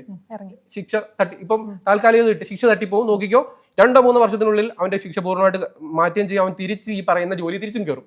അപ്പൊ ഈ പറയുന്ന കെട്ടിയവന് വേറെ പെണ്ണിനെ കിട്ടത്തില്ലയോ? 2-3 കല്യാണം കഴിയുമ്പോൾ വേറെ പെണ്ണിനെ കിട്ടും. അവരുടെ ജീവിതം മുന്നോട്ട് പോകും. ഈ ആർക്കും നഷ്ടം? ഈ പെണ്ണിനും. അതിലെല്ലാത്തിലും ഉപരി അവളെ അവനെ പോയി ചത്തെന്ന് പറയാം. ഈ കൊച്ചെന്ത് പഴിച്ച് എന്ത് പഴിച്ചാ കൊച്ച്? എന്നിട്ട് പറയാം കൊച്ച് മാത്രം ഒറ്റയ്ക്കായി കഴിഞ്ഞാൽ അമ്മ കൊച്ചൊക്കെ അങ്ങ് ജീവിച്ചോളും. കൊച്ചൊന്നും ഇപ്പൊ ഈ പറയുന്ന ബാക്കിയുള്ളവരെല്ലാം ചത്തുപോയി കഴിഞ്ഞാൽ അങ്ങനെ ജീവിക്കും. നാഗസാക്കിയിൽ ഹിരോഷിമയിൽ എത്രയോ പേര് മരിച്ചു, ആരെങ്കിലും അറിഞ്ഞിട്ടാണോ? നമ്മുടെ ഇവിടെ വയനാട് ദുരന്തത്തിൽ എത്രയോ പേര് മരിച്ചു. അവരുടെ ബാക്കിയുള്ളവരൊക്കെ ജീവിച്ചിരിക്കുന്നുണ്ടല്ലോ, കുഞ്ഞുങ്ങളുണ്ടോ, മക്കളുണ്ടല്ലോ. ഒരു വീട്ടിൽ മൊത്തം ആളുകൾ മരിച്ച ഒരാൾ കണ്ടല്ലോ, അയാൾ ജീവിക്കത്തില്ല, അയാൾ ആത്മഹത്യ ചെയ്യും. അതല്ല, നമ്മളോട് ജീവിച്ച് കാണിക്കലാണ്. നമ്മൾ ഈ ജീവൻ എന്ന് പറയുന്ന ഇച്ചിരി സാധനം നമ്മളൊന്നും വിചാരിച്ചിട്ടല്ലോ. നമ്മുടെ അച്ഛന് ഒരു നിമിഷം ആ ഫ്ലഷ് ടാങ്കിലോട്ടിട്ട് ഒന്ന് ഫ്ലഷ് ചെയ്തിട്ടുണ്ടായിരുന്നു ഒഴുകി പോകുമായിരുന്നു നമ്മൾ. അതല്ലെങ്കിൽ നമ്മുടെ അമ്മ 2 മൂക്കിൽ ജസ്റ്റ് ഒന്ന് പ്രസ് ചെയ്ത് പിടിച്ചാൽ മതിയായിരുന്നു. അതും വേണ്ട, അതിന് മുമ്പ് ഇച്ചിരി കടച്ചക്കയോ ഓമയ്ക്കോ അല്ലെങ്കിൽ സ്റ്റെപ്പ് ഒന്ന് വലിഞ്ഞു കയറിയിരുന്നെങ്കിൽ നമ്മൾ തീരുമായിരുന്നു. അതിനൊന്നും ഇല്ലാതെ ഈ കാറ്റും വെയിലും ഇല്ലാതെ ലക്ഷക്കണക്കിന് സാധനം വരുന്നതിനകത്ത് ഒരെണ്ണമായിട്ട് നമ്മളിങ്ങോട്ട് ഉണ്ടായിട്ട് വന്നിട്ട് അതിനൊന്നും നശിപ്പിക്കാൻ നമുക്ക് ഒരു അവകാശവും ഇല്ല. നമുക്ക് എന്തെങ്കിലും മാനസിക പ്രശ്നം ഉണ്ടെങ്കിൽ ഇന്ന് ഒത്തിരി സൈക്കോളജിസ്റ്റ് നമുക്ക് കാണാം. സൈക്കോളജിസ്റ്റ് നമുക്ക് പോയി കണ്ട് നമുക്ക് അതൊക്കെ മാറ്റാം. വിദ്യാഭ്യാസമില്ലാത്ത, ബോധമില്ലാത്ത, വീട്ടിൽ അടങ്ങി ഒതുങ്ങി ഇല്ലെങ്കിൽ ഒരു മൂലയ്ക്ക് ഇരിക്കുന്നവരാണെന്ന് പറയാൻ അവർക്കൊന്നുമില്ല. പക്ഷെ അതിനപ്പുറത്തേക്ക് ഇത്രയധികം ലോകം കണ്ട് വിദ്യാഭ്യാസം നേടിയൊരു ഒരിക്കലും ചെയ്യാൻ പാടില്ല. അതിനപ്പുറത്തേക്ക് കുഞ്ഞിനെ കൂടി ജീവിതം എനിക്ക് ഒരിക്കലും യോജിക്കാൻ പറ്റില്ല, ഒരിക്കലും ഞാൻ സപ്പോർട്ടും ചെയ്യത്തില്ല. അങ്ങനെ ഞാൻ സപ്പോർട്ട് ചെയ്ത് കഴിഞ്ഞിട്ടുണ്ടല്ലോ, ഇവിടെ ഇച്ചിരിയെങ്കിലും എൻ്റെ ഭാഗത്ത് സെന്റിമെന്റ്സ് വന്നാൽ നാളെ എന്നെ അറിയുന്ന പിള്ളേരെങ്കിലും വിചാരിക്കും, ഓക്കെ ആണ്ടെ ഇങ്ങനെയൊക്കെ ചെയ്യുന്നവർക്ക് ഒരു സെന്റിമെന്റ്സ് കിട്ടുന്നുണ്ട്. അത് കിട്ടിക്കൂടാ. ജീവിതമാണ്, ജീവിച്ച് കാണിച്ചാൽ ജീവിച്ച് തീർക്കേണ്ടത്. അത് വേറെ ഇവിടെ ക്യാൻസർ പേഷ്യൻസ് എത്ര പേര് സർവൈവ് ചെയ്യുന്നത്, അവരുടെ വിചാരം എന്താ, ഞങ്ങൾക്ക് റിക്കവർ ചെയ്യാൻ പറ്റുമെന്നുള്ള ആ വിചാരത്തിൽ അവർ ജീവിക്കുന്നത്. എത്രയോ വർഷം ജീവിക്കുന്നുണ്ട്. മമതാ മോഹൻദാസ് ഒക്കെ അവർ സർവൈവ് അവരൊക്കെ എന്ത് അയൺ ലേഡീസാ. അവരെയല്ലേ കാണിച്ചു കൊടുക്കണ്ടേ, അവരെയല്ലേ മുന്നിലേക്ക് വെക്കണ്ടേ. ഇതിനപ്പുറത്തേക്ക് കിട്ടിയ ജീവിതം ഇല്ലെന്നുണ്ടെങ്കിൽ അങ്ങനെ ചാവാൻ അത്രയും കൊതിയാവുന്നുണ്ട്. കിഡ്നി കൂടെ ആർക്കെങ്കിലും, എനിക്കറിയാം എൻ്റെ ഒരു സുഹൃത്ത് നാട്ടിലുണ്ട്, എൻ്റെ ഫസിൽ എന്ന പേര്, പുറമേ കണ്ട ആർക്കും ഒരു പ്രശ്നമില്ല. ആദ്യം കിഡ്നി മാറ്റി വെച്ചു, അത് ഫെയിലായി. ഇപ്പോഴും അവൻ ഡെയിലി ആഴ്ചയിൽ 3 ദിവസം ഡയാലിസ് ചെയ്തുകൊണ്ടിരിക്കുകയാണ്. ആ പയ്യൻ ജീവിക്കാൻ വേണ്ടിയിട്ട് കൊതിച്ച് മുന്നോട്ട് പോയിക്കൊണ്ടിരിക്കുന്നവനാ. അവൻ സർവൈവ് ചെയ്യുന്നുണ്ട്. ഇവർക്കൊക്കെ പോയി ചാവണമെന്നുണ്ട്. കിഡ്നി 2 പേർക്ക് കൂട്, കണ്ണ് 2 പേർക്ക് കൂട്, കരൾ കൂട്, ഹൃദയം കൂട്, അത്രയ്ക്കും ബുദ്ധിമുട്ടി നിൽക്കുന്നെങ്കിൽ അപ്പം ഇതിനോടൊന്നും യോജിക്കാനും പറ്റത്തില്ല. അതിന് ഞാൻ സപ്പോർട്ടും ചെയ്യത്തില്ല. കാര്യം എവിടെയോ എന്തോ വന്ന് കടന്നവരല്ല, അത്രയും സർവൈവ് കയറി പഠിച്ച് കയറി വന്നവരൊക്കെ എന്ന് പറഞ്ഞാൽ എന്ത് മാനസിക പ്രശ്നമായാലും ഓക്കെ സ്വയം ചെയ്തു എന്ന് പറയാം. ഈ കുഞ്ഞിനെ ചെയ്യുമ്പോൾ കൂടാലോനയല്ലേ അത് സത്യം പറഞ്ഞാൽ എനിക്കൊന്ന് ആ ഭർത്താവിനോടുള്ള വിരോധം കൂടാണ് ഇത് തീർക്കുന്നത്. ഇയാടെ കൊച്ചല്ലയോ, അങ്ങനെ ഇത് ആവണ്ട, ഒരിക്കലും പാടില്ലത്. എനിക്ക് ഷുഗർ കൂട്ടി സംസാരിക്കാൻ അറിയത്തില്ല. എൻ്റെ ഉമ്മച്ചാടെ രീതി എനിക്ക് കിട്ടിയിട്ടുള്ള ആളുകളെ സൂപ്പിച്ച് വർത്താനം പറയില്ല, ഉള്ളതല്ലോ പറയും. അതിനപ്പുറത്തേക്ക് എനിക്ക് മനസ്സിൽ വെക്കാനും പറ്റത്തില്ല. അത് എവിടെ ആയാലും അങ്ങനെ തന്നെ. സന്തോഷമാണെങ്കിലും സ്നേഹമാണെങ്കിലും പ്രേമമാണെങ്കിലും കാമമാണെങ്കിലും വികാരങ്ങളാണെങ്കിലും അഭിപ്രായങ്ങളാണെങ്കിലും ഞാൻ പറയും. എനിക്ക് അത് സൂചിപ്പിക്കലൊന്നും പറ്റത്തില്ല. അതുകൊണ്ട് എനിക്ക് തുറന്നു പറയുന്നത്. ഓക്കെ, അപ്പം അവസാനമായിട്ട് ഞാനൊരു ചോദ്യം കൂടി. എന്താ അവസാനമായിട്ട് ചാവാൻ പോകുന്നു ഇത് കേട്ടിട്ട്? അല്ല, നമ്മുടെ ഇന്റർവ്യൂണല്ലോ, അതുകൊണ്ട്. പിന്നെ ഇപ്പം ബിഗ് ബോസിൽ ഉണ്ടായിരുന്ന സിജോ അൽത്താഫിന്റെ എന്റെയൊക്കെ സുഹൃത്താണ്. അപ്പൊ പുള്ളി ഇപ്പം വിഷമം കൊണ്ടാണോ എന്തുകൊണ്ടോ അറിയില്ല, പുള്ളി ജിൻഡോക്കെതിരെ പറഞ്ഞു, ജിൻഡോ ഒരു പെണ്ണ് പിടിയന കാര്യങ്ങൾ എന്നൊക്കെ പറഞ്ഞു. അതിനോട് എന്താണ്? ഇല്ല, അതാണ് വിഷയം ഉണ്ടായത്. ജിൻഡോ വന്നിട്ടൊരു വീഡിയോയിൽ പറയുവാണ് സിജോയെ ആലപ്പുഴ പിടിച്ച് കെട്ടിയിട്ടതാണ്, ഹോട്ടലിൽ പിടിച്ച് കെട്ടിയിട്ടതാണ്. അത് പറഞ്ഞിട്ട് പറയുവാണ് ജിൻഡോയുടെ കല്യാണത്തിന്റെ കാര്യമൊക്കെ പറഞ്ഞ് വൈഫുള്ള സിജോയുടെ ഇതിലാ എന്തിനങ്ങനെ പറഞ്ഞ അയാള്. അതിന് മറുപടി വീഡിയോയിലാണ് സിജോ എന്ന് പറയുന്നത്. അതായത് ജിൻഡോ ചിലപ്പോൾ ഇങ്ങനെ ചെയ്തിട്ടുണ്ടായിരിക്കും, അതായിരിക്കും എന്ന് പറഞ്ഞു. പിന്നല്ലാതെ അങ്ങനെ പറയാൻ പാടില്ല. അന്ന് വിവാഹം കഴിഞ്ഞ അത് കാലമായിട്ടില്ല. എന്നിട്ട് ആലപ്പുഴ സ്വന്തം നാട്ടുകാർക്ക് പോലും പിടിച്ച് കെട്ടിയിട്ടെന്നൊക്കെ പറഞ്ഞ് ഇവരൊക്കെയല്ലേ പറയുന്നത്. അപ്പൊ അങ്ങനെ പറയാൻ പാടില്ല അയാള്. അപ്പൊ അത് മോശമാണ് ഇങ്ങനെ ചെയ്യുന്നത്. പ്രേക്ഷകരോട് എന്താണ് പറയാനുള്ളത്? പ്രേക്ഷകരോട് എന്താ പറയുന്നത്, പ്രേക്ഷകർ കാരണമാണ് ഞാൻ ഇതുവരെ എത്തിയത്. അതിൽ ഒരു സംശയവും ഇല്ല.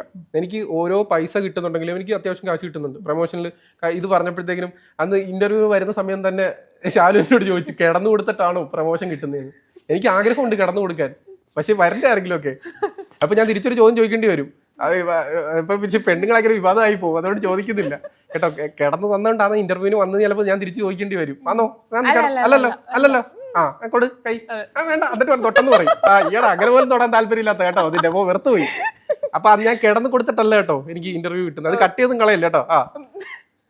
എനിക്ക് താല്പര്യം കേട്ടോ, പക്ഷെ പലരും തയ്യാറാവുന്നില്ല. കിടന്നു കൊടുക്കാന്ന് പറയുമ്പോൾ വരുന്നത് മൊത്തം മറ്റേ ആണുങ്ങള്, എന്നിട്ട് ഗേ അത് വരും. എനിക്ക് അവരെയൊന്നും വേണ്ട, ഞാൻ സ്ട്രൈറ്റ് ആണ്, ഉള്ളി പെണ്ണ്, വേറൊന്നും വേണ്ട എനിക്ക്.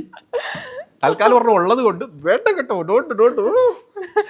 അപ്പോൾ എനിക്ക് ഈ ആളുകൾ, നിങ്ങൾ ഈ പ്രമോഷൻ കിട്ടുന്നതും എല്ലാ ആളുകളെ കാണുന്നുണ്ടാവും. അതുകൊണ്ട് തന്നെ ഞാൻ ഈ വീഡിയോയിലൂടെ ചെയ്ത് ആർക്കെങ്കിലൊക്കെ എന്തെങ്കിലും കാശോ കാര്യങ്ങളോ കൊടുക്കുമ്പോൾ, ഗിഫ്റ്റോ കൊടുക്കുമ്പോൾ അത് എൻ്റെ കഴിവല്ല. നിങ്ങൾ തരുന്ന, നിങ്ങൾ കണ്ട വീഡിയോയിൽ നിന്ന് കിട്ടുന്ന ഒരു അംശം ഞാൻ കൊടുക്കുന്നത്. അതിനൊരു അംശം എൻ്റെ വീട്ടിലും കൊടുക്കുന്നുണ്ട്, ഞാനും എടുത്ത് ആഹാരം കഴിക്കുന്നുണ്ട്. അപ്പോൾ അതിൽ ഒരുപാട് സന്തോഷമുണ്ട്. അത്യാവശ്യം ദൈവത്തിൻ്റെ അനുഗ്രഹം കൊണ്ട്, ഈ കാണുന്നവരുടെ ഇതുകൊണ്ടും നിങ്ങളുടെ എല്ലാ സപ്പോർട്ടും കൊണ്ടും നമുക്ക് ഇങ്ങനെ കിട്ടുന്നുണ്ട്. അപ്പോൾ അത് നിങ്ങൾ ഇനിയും തുടരുക, സപ്പോർട്ട് ചെയ്യുക. ഈ രീതിയിൽ തന്നെ വന്നതിൽ എനിക്കൊന്ന് 2017 കാലഘട്ടത്തിലാണ് ഞാനിങ്ങനെ ആക്റ്റീവായി വന്നത്.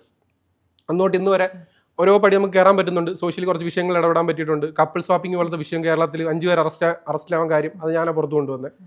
അപ്പോൾ അങ്ങനത്തെ കുറേ കാര്യങ്ങൾ എനിക്ക് ചെയ്യാൻ പറ്റി. അത് ഇനിയും തീർച്ചയായിട്ടും ഈ ഒരു ഇൻഫ്ലുവൻസർ എന്ന് ഒരിക്കലും ഞാനല്ല പറയേണ്ടത്.